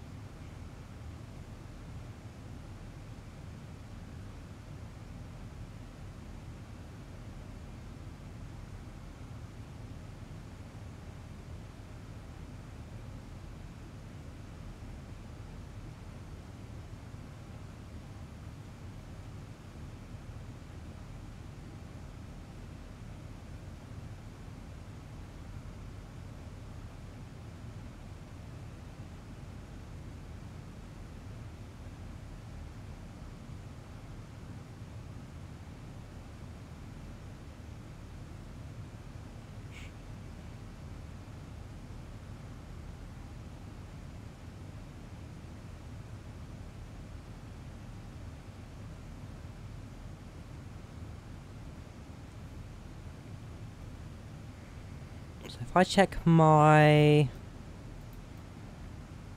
Oops. FMC now, you can see, so all over 139 nautical miles, and before that point we also need to have top descent planned out for Rinnis, destination landing. So in fact I'd say about now, in fact yeah, we are now actually at the Netherlands border, so now we will set our approach in. So do a quick web check at Stansted. Although, as I suspect, that's the wrong button. It's a .wx, not an apostrophe comma, sorry. Right, 230, so that's a 22 landing, 14 knots, that's fine. So we're landing at runway, so it says I have to move the camera up. ILS-22 via the Abbott 1 Charlie approach. So yeah, I actually need to move from here. 1 Bravo. And also it's Abbott I want, 1 Charlie. That usually fits in quite nicely. Plug that in. Larper, Abbott. And then that's all the rest sorted. If I quickly go to plan modes. I'll go step by step, actually zoom in a bit more as well. So step, step, coming into a good angle for the approach into runway 22. We'll be able to intercept that quite nicely. 2,500 is what it's asking for. By that point we should be fine.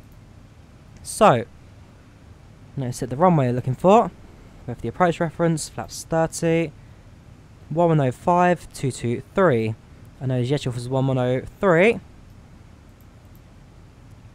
So it's just a quick change. 103. And it's 223 on the course. 223 and 223. That looks good. That all looks good. So we'll leave that on the approach reference for now. We shouldn't really which doesn't really matter at this point. Fairly sure where the aircraft will end up. Next waypoints in a couple of motorwest airports. Agahet Hotel Delta Lima. Top descent is 120 nautical miles now. And right on the next waypoint as well.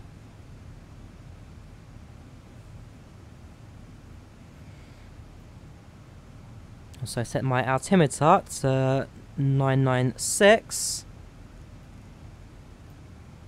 So the file needs to go down.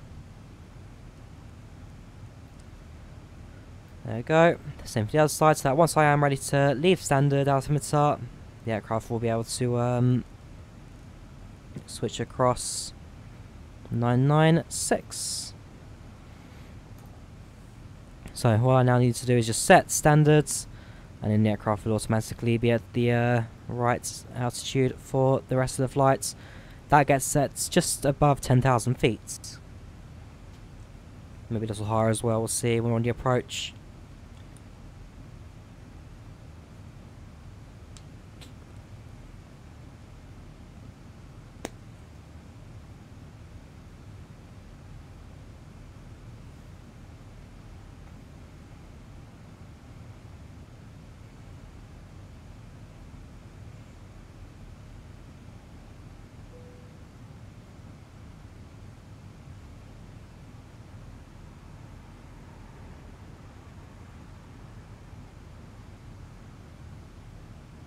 Bit of turbulence kicking in again, but nothing major.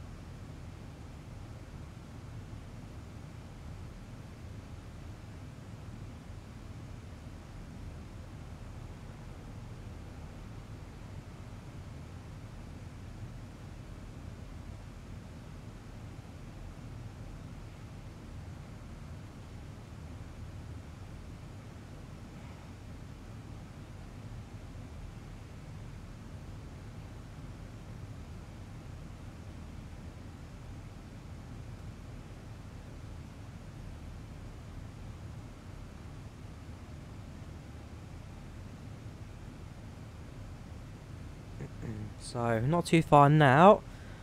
In the Netherlands. Not actually too far from the English Channel as well. Amsterdam. Whoops, just ahead of us now. And we will get a chance to see, we should get a chance to see Schiphol from above as well. This flight path does take us over Amsterdam. Which is being said as well, our alternative airports. If for whatever reason we cannot land at Stansted, we'll then be cleared to fly to Amsterdam instead. And then we'll have to figure out how passengers get home as well afterwards. I've not yet had to be on a diverted flight, but who knows, one day in my future of many flights, I could end up somewhere I don't want to be. Hopefully within the UK, so I can get home at the same time, same date, so a little later.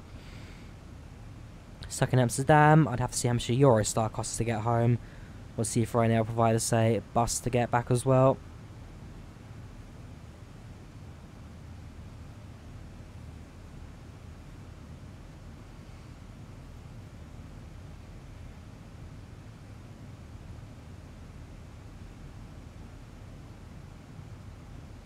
Last time I landed at Stansted was a negative 66 feet per minute. Sorry, 56 feet per minute. So, yeah, see if we can try and beat that. But as we all say, in the real world, pilots don't give two cares about their landing rates. All they want to do is get the aircraft on the ground and deboard the airplane as fast as possible. It's only flight simmers who care so much about their touchdown rates.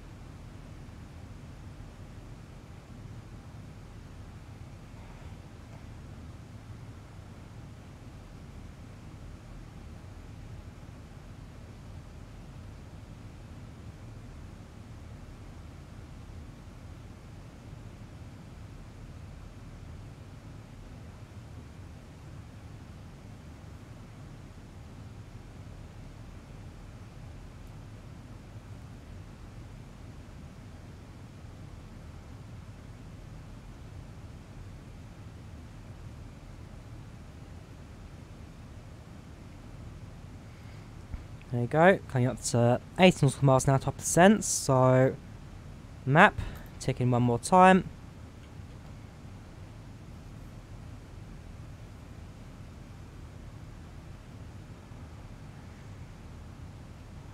Then I'll be ready to start thinking about my landing. Here at Stansted.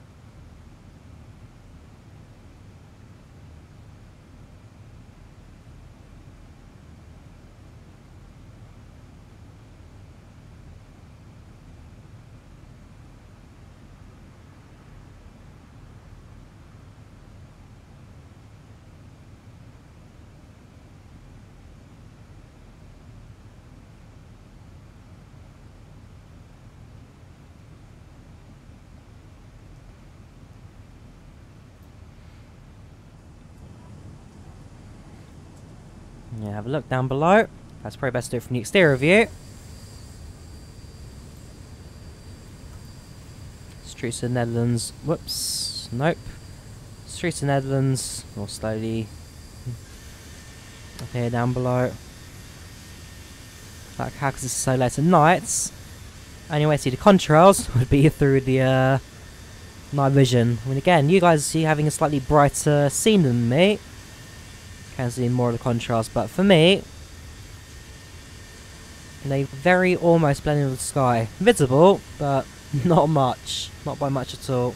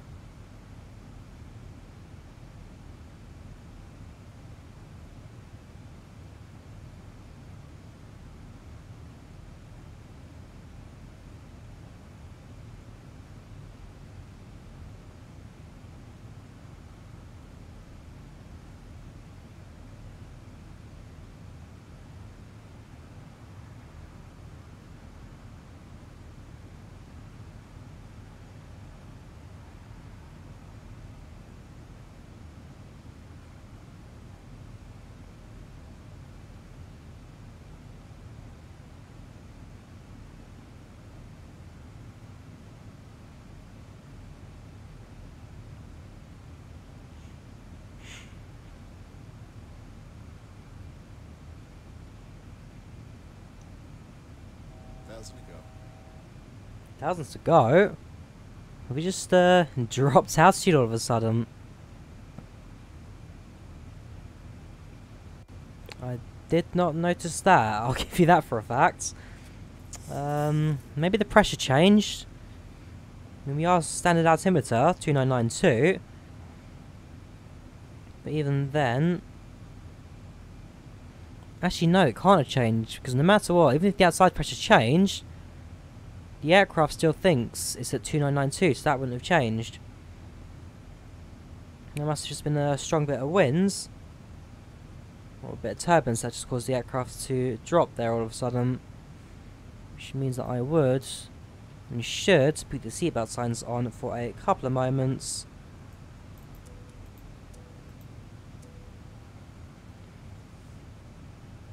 Just for the sake of passenger safety. And give it a couple of minutes before turning them off again, but not for too long, since we are now 14 nautical miles for top of descent. As a result, then we can put out the proper soon to land message. Just notice actually on the screen as well, that's 38003, so pressure has definitely changed to the points that altimeter and the real world altitude have now actually matched up, 38,000 feet, so it could have been a change of pressure outside, and that could have been the case.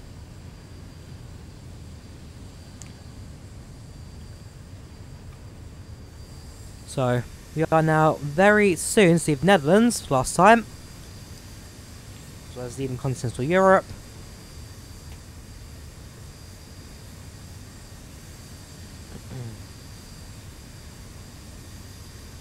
And there we go. Next time we fly over land shall be next time we're in the UK. Goodbye continental Europe, and in a couple of minutes, hello United Kingdom. Top percent's now quite close to us.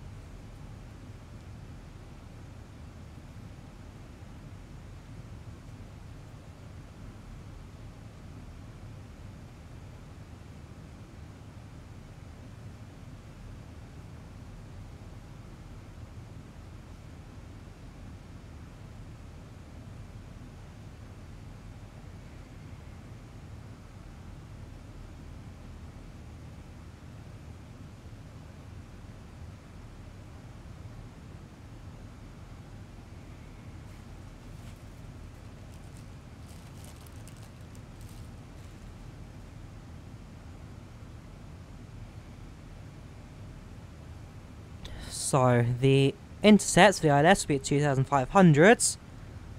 I'll set out just to 2,500. And then once we reach our top of descent, the aircraft will be able to start its own descent, as well as following the current VNAV until landing. Keeping on the FMC even. This is 37. It's a Boeing. Not a computer, sorry, it's not a system, it's a computer. Flight management computer, FMC. And so if I do require some drag, then this will be the first thing to tell me. I can operate the spoilers for it.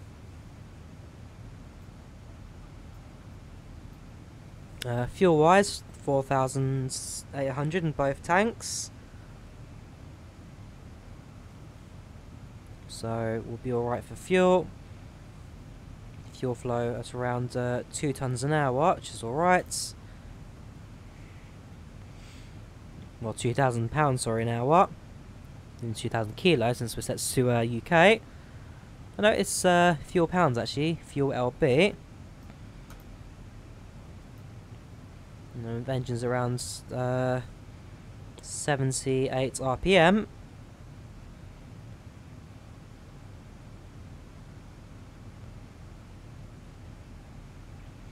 Moving, sorry, 78% RPM. Actual RPM would be a lot higher in a 737 engine. They don't spin around like once per second. They get more like that, 638 RPM, so it's 10 spins a second.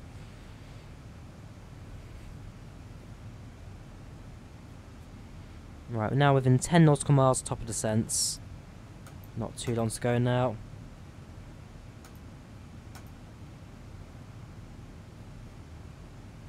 So I will keep seatbelt sign on for the remainder of this flight. Just for the sake of safety, it's a bit turbulent right now. As well as just not really annoying passengers, as I just have to put them back on straight away as soon as we take it off. People still seeing Netherlands on the left hand side, or on the right. It's just the pitch black darkness of Northern Europe. Quick look at that sim again. No aircraft visibly approaching Stansted anytime soon, apart from one, Ryanair 23 Charlie Kilo, which is us. Yeah, Stansted's going to be a dead airport to approach to. No one's in the area.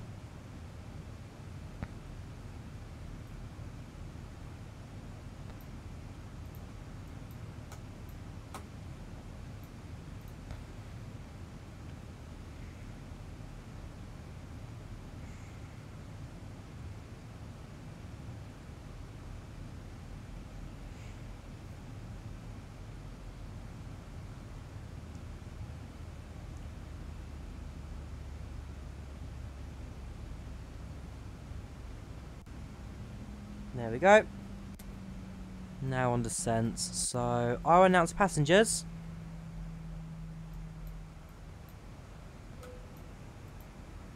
That we're coming in. Where is it? PA system and descent. And now. The flight deck, we are just commencing our descent. Looks landing ahead of schedule, and the weather conditions are looking good at our destination. We'll be touching down in less than 30 minutes, so do make your way back to your seats. Thanks for choosing to fly with us today, and it's been a pleasure having you on board. There you go. Now we may announce that we're descending. Like what we did last time.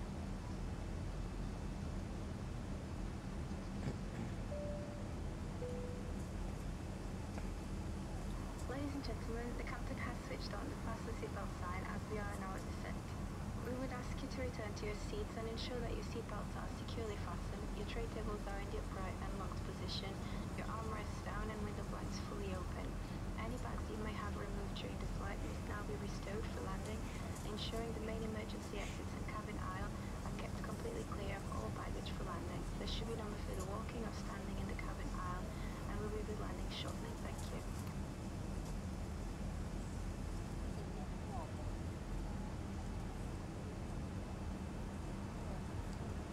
Right, so now back to the cockpit. Do we need drag? Yes we do. Spoilers out.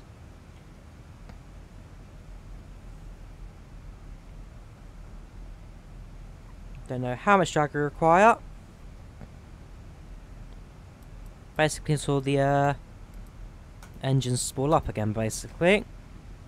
And there we go. That means drag's no longer required, since we now need power to keep the aircraft up to speed. So when the engines idle again, that will then need some more drag. Because by increasing speed of the spoilers out, what that's doing is putting more stress onto the aircraft surfaces, which in turn will likely just cause them to rip off.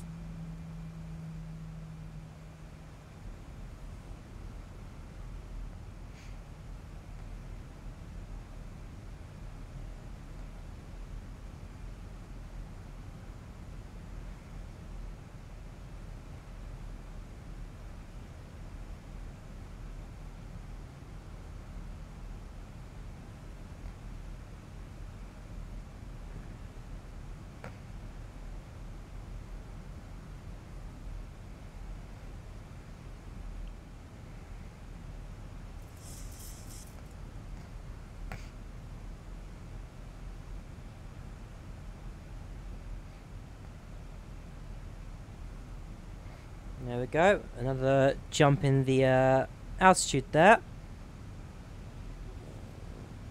Although I'd say not so much linked to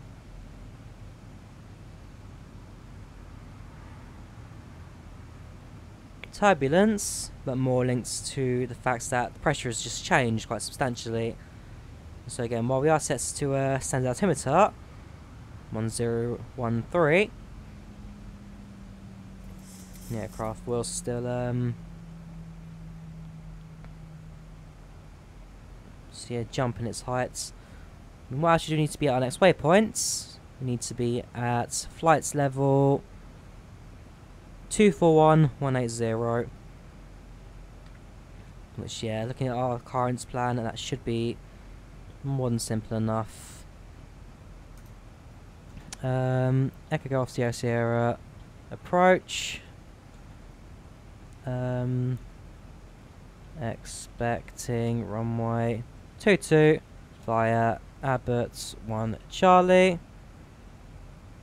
In fact, when you need T, it's just Abbott 1 Charlie. In fact, yeah, I'll go for the whole thing. Abbott 1 Charlie. Landing expected. Not that one, I want the other one. 14 minutes.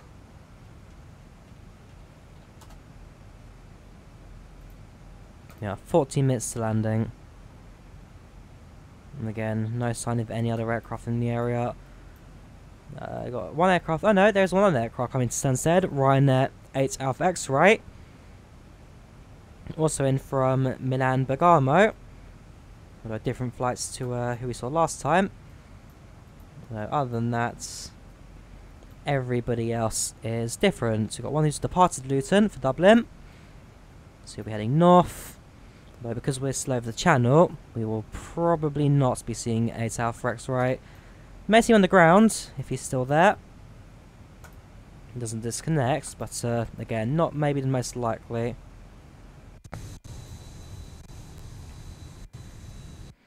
Me, on the other hand, expecting to soon see the UK come into view. Although not quite sure why the audio there was cutting out, actually. Yeah. It's definitely a bit poppy, the audio. Although the frame rate's solid 4550, so... I'm not sure. I'm not sure.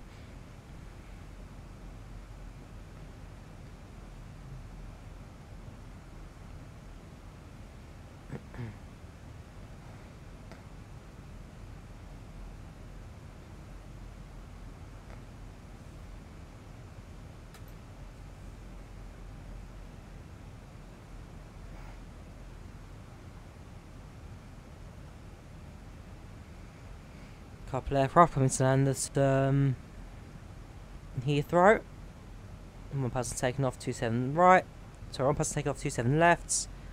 Another coming to land 27 right. So at least I got the Heathrow runway sorted out. I know sometimes without controller, Heathrow's runway landings can get a bit hectic. Nobody's sure where they're going. But no, 27 left is for landing. 27 right is for departure. And then the other way around, 9 left for landing, and 27 right for departure. So do switch them around from time to time. Or just depends on the winds, really.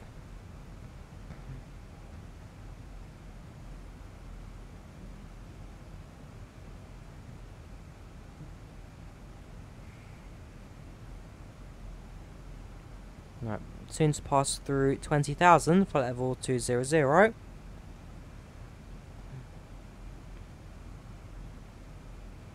And there we go.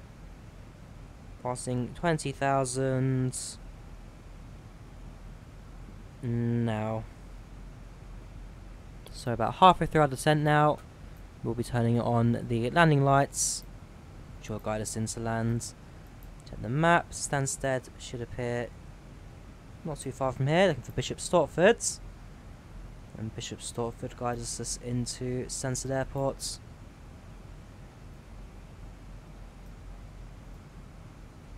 Some Keys, Luton, Stevenage.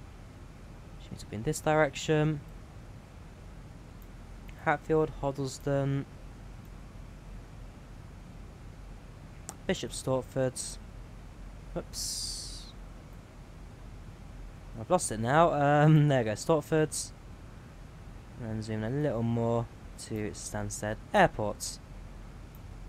So I'll check what the scenery's like. But it is in this complex here that I aim to park the aircraft tonight.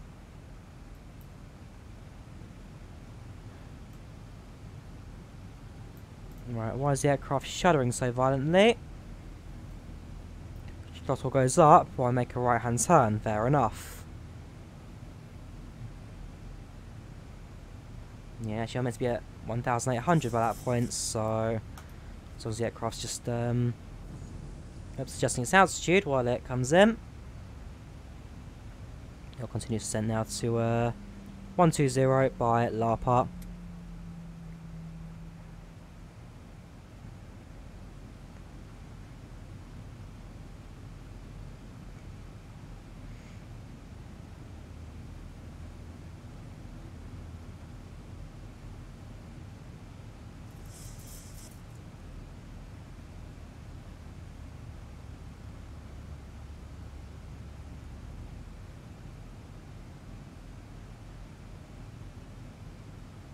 Something flashing to our left, may actually be another airport. Nope, it's the coast of England. So, the UK is now visible to us, just up ahead.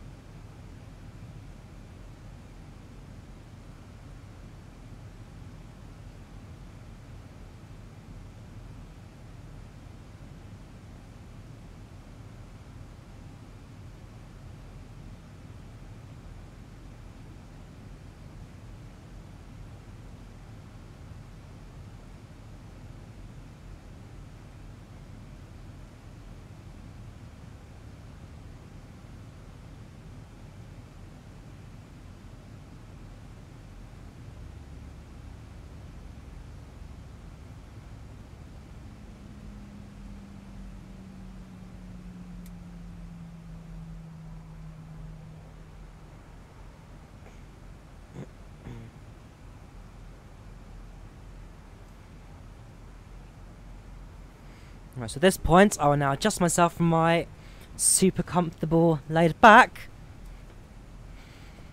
silo sitting to something that I can now focus a little bit more on the landing with. So, sit up, back straight, and up against the monitor. Fortunately, visibility is really good for us. Some lighting source coming from down below.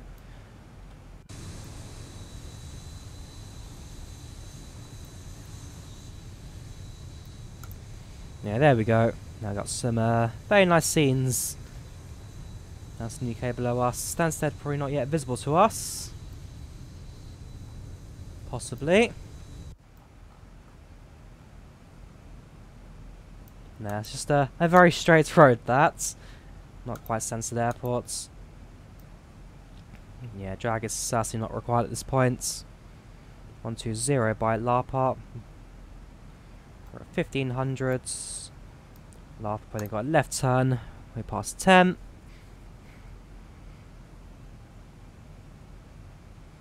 Abbots needs to be at 8,000.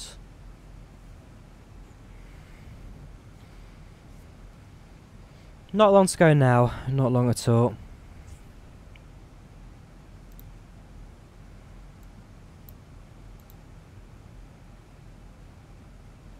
I'm not sure if the other Ryanair's also descending or landing just yet. I'm waiting for Batsim to update its maps. Again, ever since they slowed down to every 10 minutes rather than every 3, it's just not quite as accurate anymore.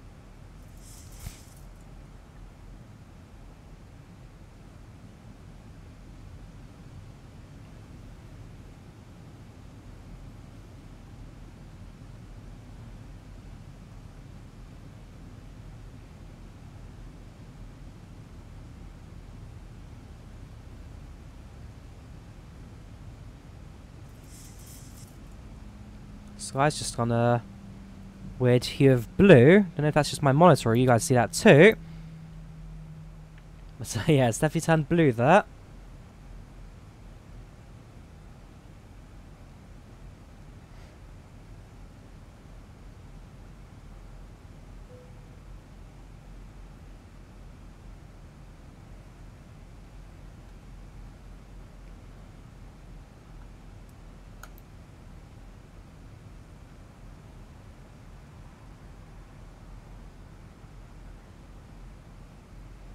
There you go. Now entering the SID. Sorry, the Star's approach. Standard instrument arrival. Right, so I'll turn the tablet off, since that's just going to serve as a distraction for the landing. Passengers on the left. View the UK below. Passengers on the right. View the UK below. And then the captain at the front. View of the UK ahead. A runway below. No visual just yet of Stansted Airport. Quite a few police cars actually down below. Must be a bit of a chase going on actually. Yeah, 2 police cars I see.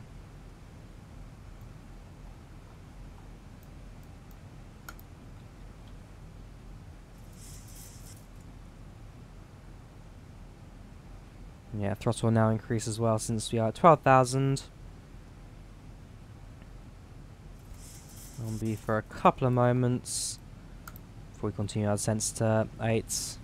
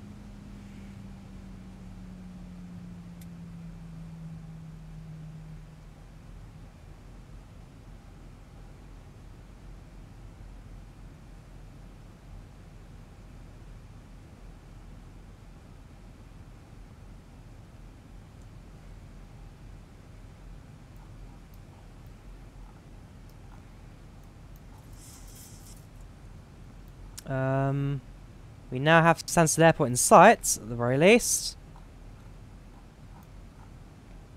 We know exactly where we're going.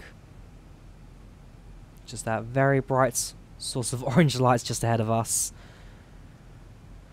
Continuing our descent now. In a moment we'll pass 10,000.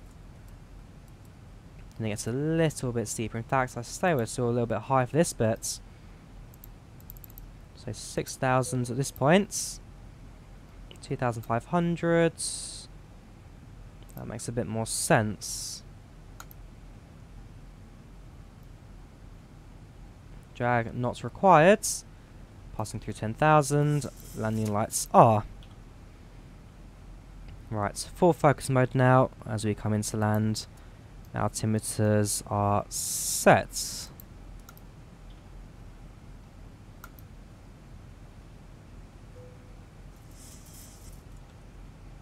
Drag required, that's fine. Oh yeah, very much required if we're going above 250 below 10.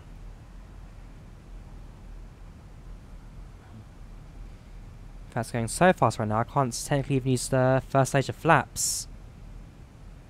We do need to slow down.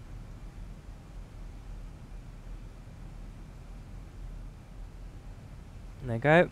ILS has now been connected. Got a signal from that.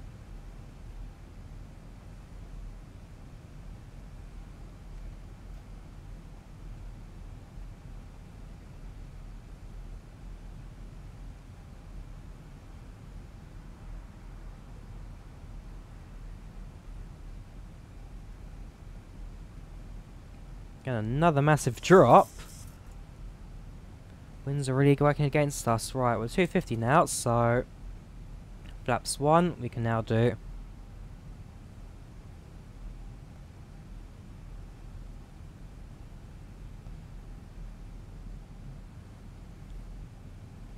Spoilers off.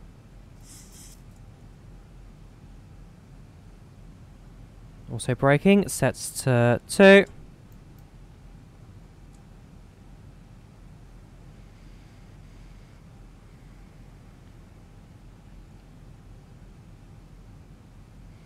Claims drag is required, but I don't think it is.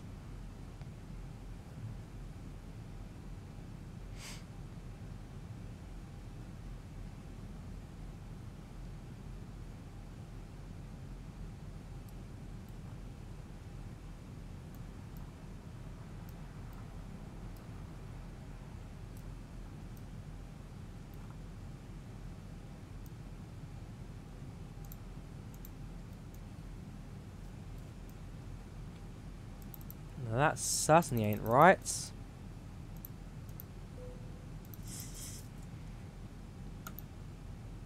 We've already passed Abbott's and should be descending to 2,500 now.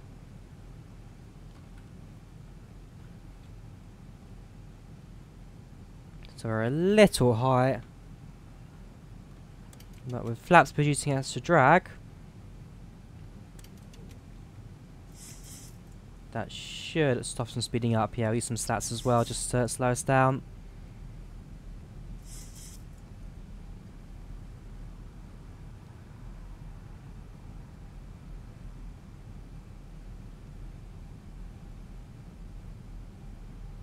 Yeah, we're in the reds. Not territory we want to be.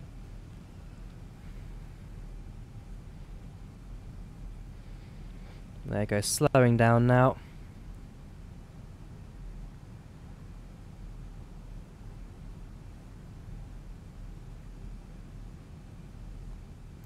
Currently on flaps 10. We have 1, 2, 3 more sets of flaps we can go through.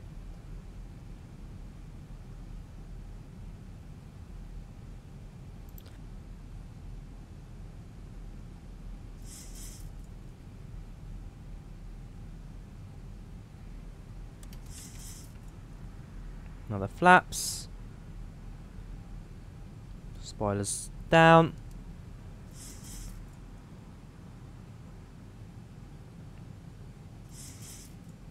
Localizer set.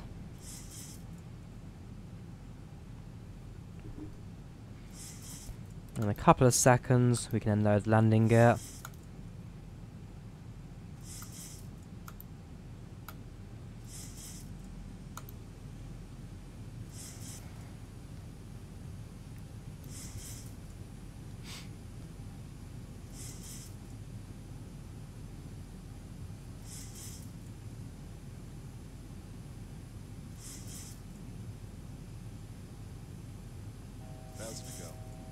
That's fine. And there you go, I have a view from the tower. They're not quite looking proper due to the interior shaders leaking through the exterior. It's just a bit of not anti-aliasing. What's it called? The where it kind of hides the interior, like doubles up the model to kind of block the other side. Succalcing, is it? Occlusion? Something like that, basically, is taken into effect.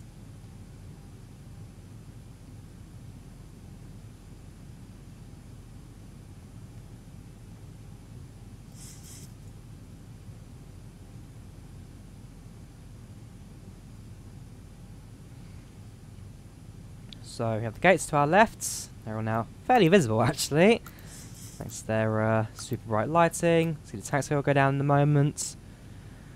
And there comes the runway into view. We're a little high, but once we're on the final glide slope, the aircraft will take itself into position. Let's turn now, gear down.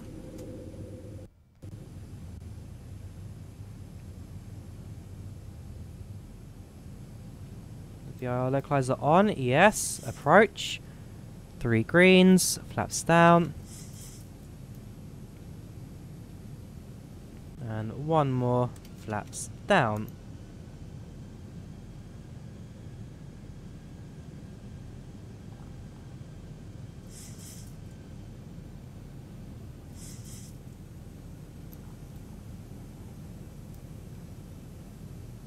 We are a little high.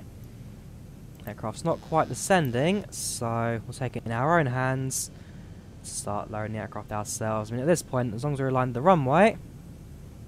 Whoops, there we go. 2500. Winds are very calm. On final runway 22, Echo Golf Sierra Sierra. And then I just announced that we were on landing.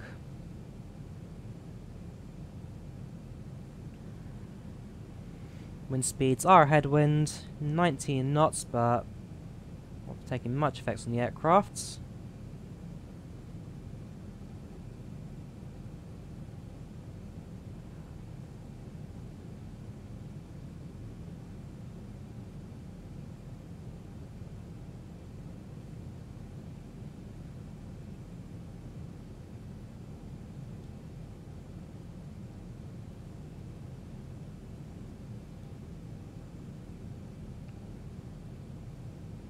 A little low. 1,000 feet, stabilize slow. Flight slow. Flight slow. So if we hold our descent until the Flight slow. diamond goes back into position. Flight slow. Flight slow. Flight slow. Flight slow. There we go, 1 white again.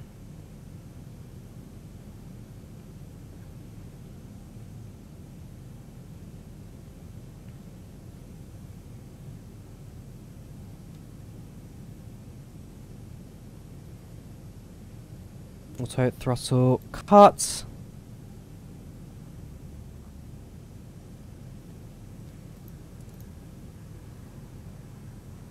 Runway's clear. Now it's holding short. We've got our landing clearance all sorted. 500. Let's bring it in.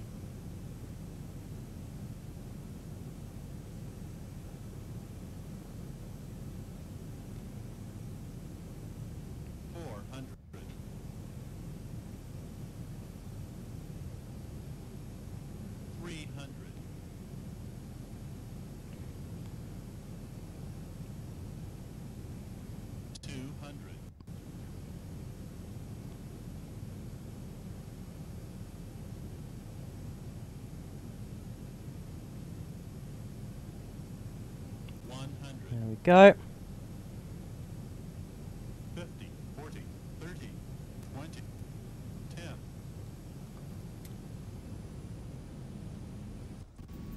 179. Reverse thrust hold while the simulator has its moment.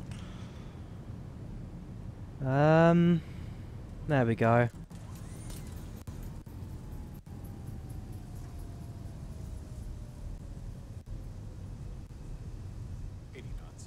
Reverse thrust cut at 60. Let's now clear the runway, ready for any other traffic that may come in to land.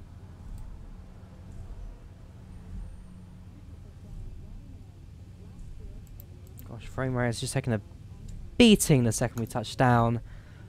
Glad it happened after we landed and not beforehand. Flaps go up. We continue to slow. Right, so like I said, there's a place that I want to park. Although whether or not the scenery actually includes it, we are yet to find out.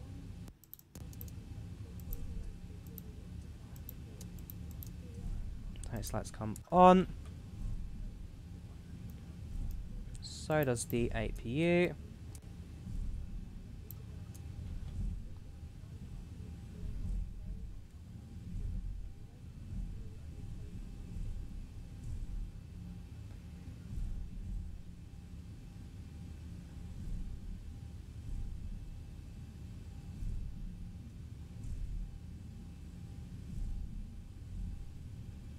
And there you go. Now it gets to taxi in a straight line for a bit.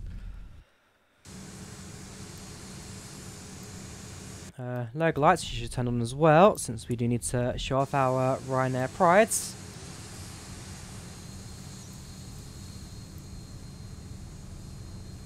Although this lagging spike issue here at Stansted does mean that I've still got some tweaking left to do in my simulator environments, just about this frame rate issue. Nothing really to explain what's causing it, although apparently, based on what I've seen other people say as well, my scenery library order may be slightly messed up, so I think I may spend next couple bits reordering that. Keep everything into the appropriate ways.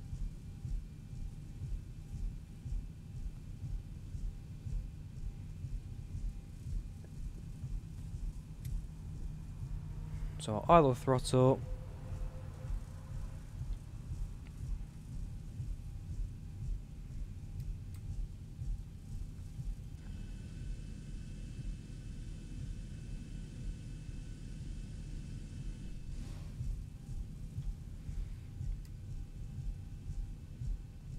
And as it stands, it looks like that that I want to go to does in fact exist, which is always good. So we go right to the end here. We avoid the terminal just to our right,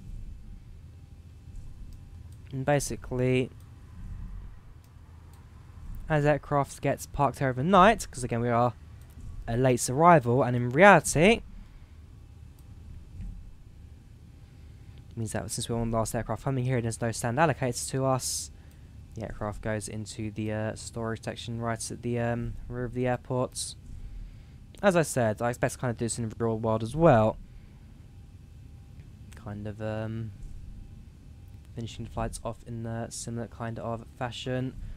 APU has started, yes it has, so I'll be able to bring some power into the aircraft once we have parked up. Since there will not be any GPU access out here.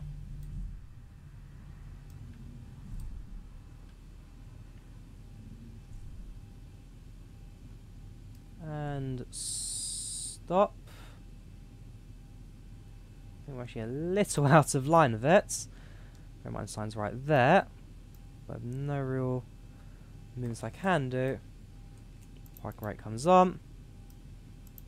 AP power set and engines shut down.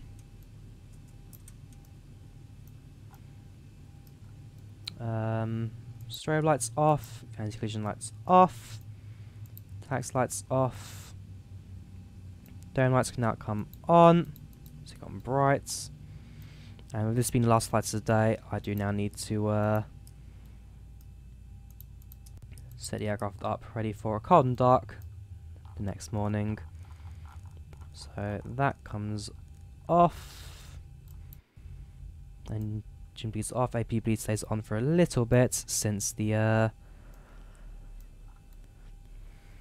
APU is turned on. That's all looking good. Outside, turning comes back on now. Outside, the ground shocks will be put into position. So set shocks, but no GPU. Next page, doors. That's all good. Ground handling, show control. Both sets of stairs, forward cargo, and the, whoops, not that, we want the bus coming in today. So the bus will now come into position as well to move passengers into the terminal. Single bus will do. The single bus we used last time. So, everything now comes off, including the anti-icing, probe heats, hydraulics now off already. Right hand fuel tanks, engine power off as well if required. Lights off as well. Logo light stays on until the very last. See your sign come off now, and the forwards. Actually, yeah, forward cargo opens first, followed by the forward entry and aft entry. Bus moves to position once the stairs are in position as well. Finish the virtual air flights and file the PIREP.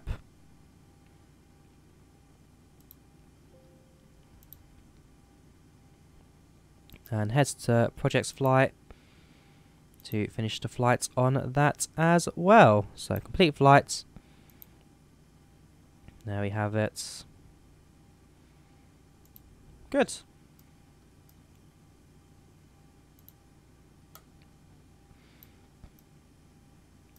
So what else needs turning off? Your damper comes off. Aircraft all looks good for cold and dark. Turn off the lighting.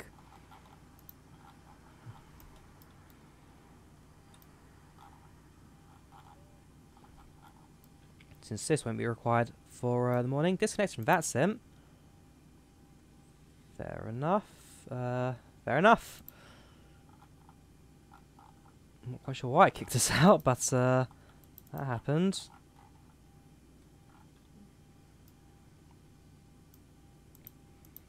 And an init ref tomorrow morning. The next pilots to take over. Looking good. Speed down to 100.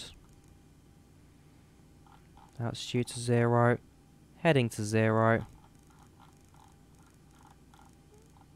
And course we can set it to 0 as well, in fact. 0 or 360, both do mean the same thing. There we go, 0.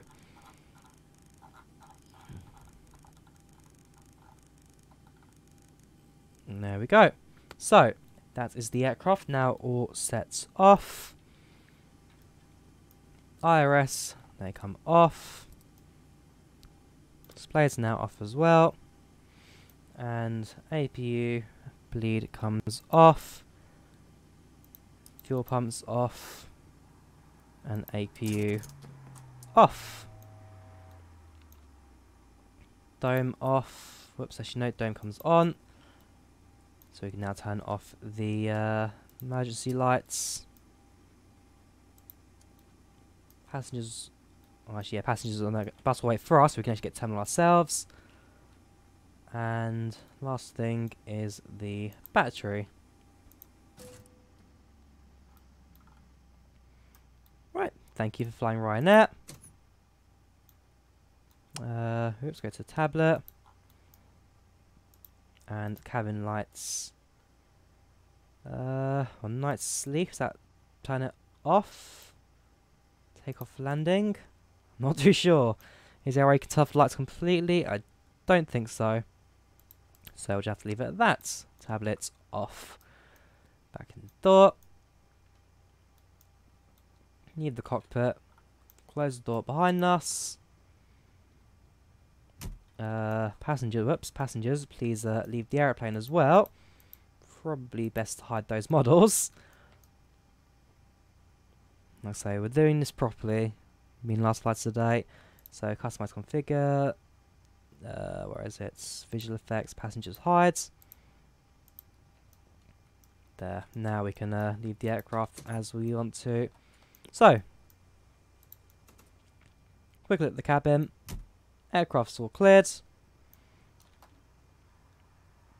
Down the stairs we go.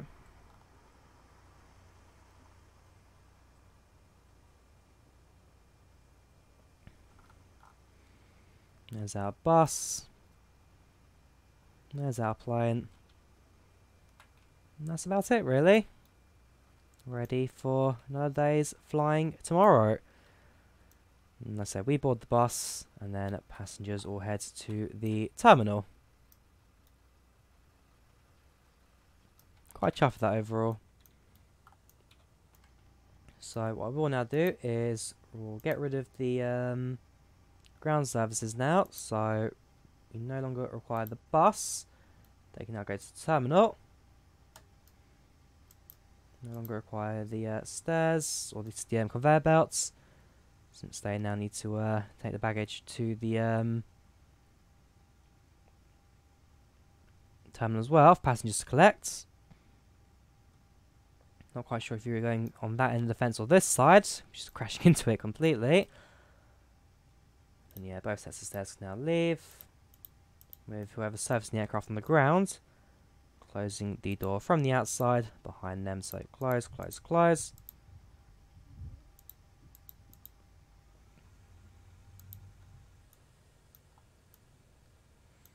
And with that, aircraft is now off. Let's say ready for another day's service tomorrow. So, the bit we're all interested in, the replay. So if I stick it now in replay modes, let's take a look at that landing, shall we? So, we go back a couple of moments. That is, wow, was short final there. 252, 255. That is very short final. That's touchdown in a second. 253, 254. There we go. 254.14. Left hand side, actually, you'll go right hand side passenger first, which is the better behind the wing view. So just a reminder, at this point, we are in total manual control of the aircraft. And more so since the very beginning of it during the intercept.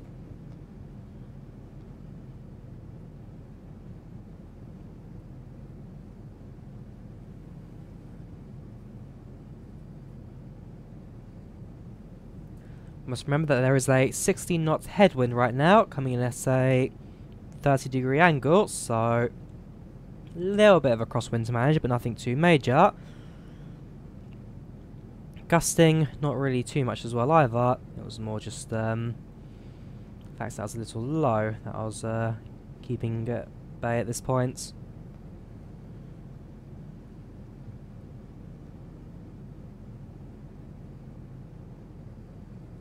Hopefully as well during the replay we won't get to suffer the same lagging issue we did at the touchdown.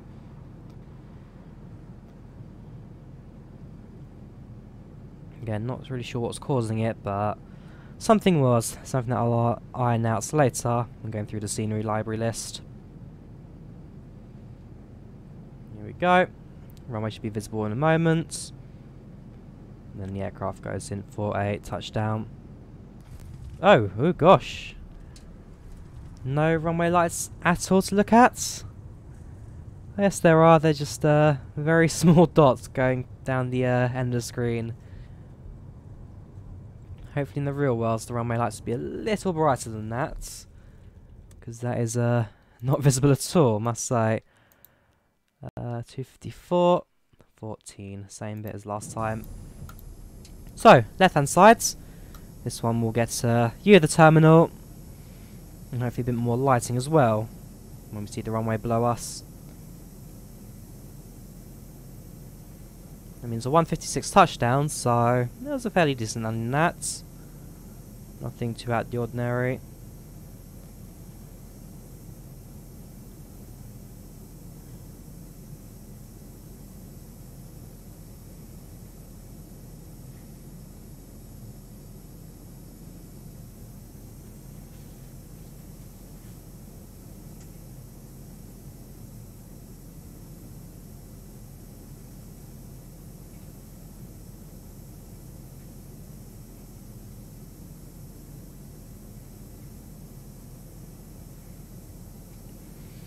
So, down below, it gets a lot darker since we're now entering the airport's area.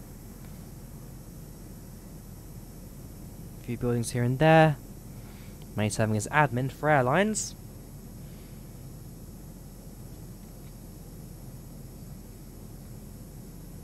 In a second, we shall see some of the outer bits of Stansted airports. There we go.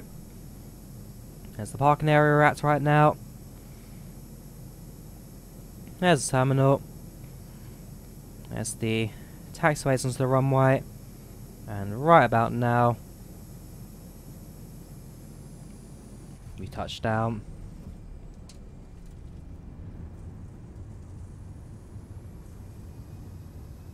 Not bad, not bad. So we've got one more landing view to go through. That would be the...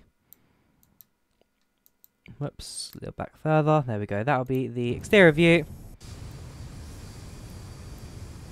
So, coming quite nicely.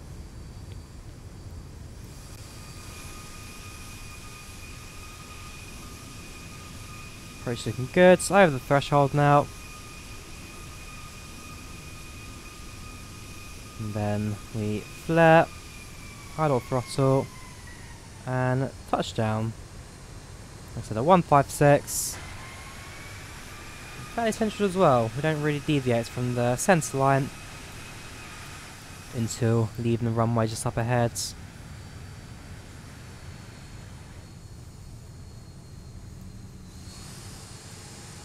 That right there, basically a perfect standing. Nothing to go wrong with that. Stops at an appropriate time. Slowed down quickly. And then arrived at Stansted with a couple of minutes to spare. But like I said, besides that, at this point the aircraft's now completely shut down. We've done the entire checklist for shutting the aircraft down. There is no power whatsoever left in this plane. I mean, you can see the lighting through the passenger windows, but we can ignore that because we can't seem to shut down the passenger lighting. But besides that, we are now on the ground and yeah, free for the evening.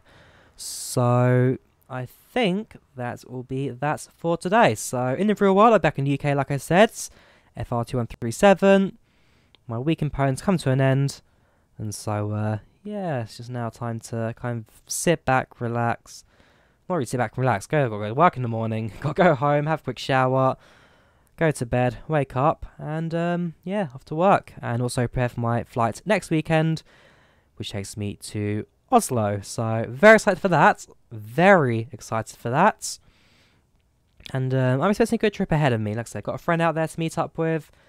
Another country, another Scandinavian country to tick off my list. Because like I said, this year I want to try and finish off the Scando-Nordic countries. So I've been to Finland, been to, so yeah, Nordic, Finland, Scandinavian, Sweden, done as well. Doing Norway next week, which just leaves me Denmark as the last of the Scandinavians, and then Iceland as the last Nordic. So Iceland's the one that's going to be tricky, because it's not quite as near, and yeah, flights are actually not as cheap as well. So, if we end this at 3 hours on the dot, I think that'll bring a nice rounded end to this stream. So, yeah, I hope you guys enjoyed the premiere. Do leave a like if you did, do subscribe.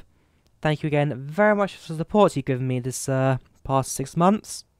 And, yeah, can't wait to be doing more of these as the year progresses. Thank you very much for watching, and I wish you a good night. Goodbye.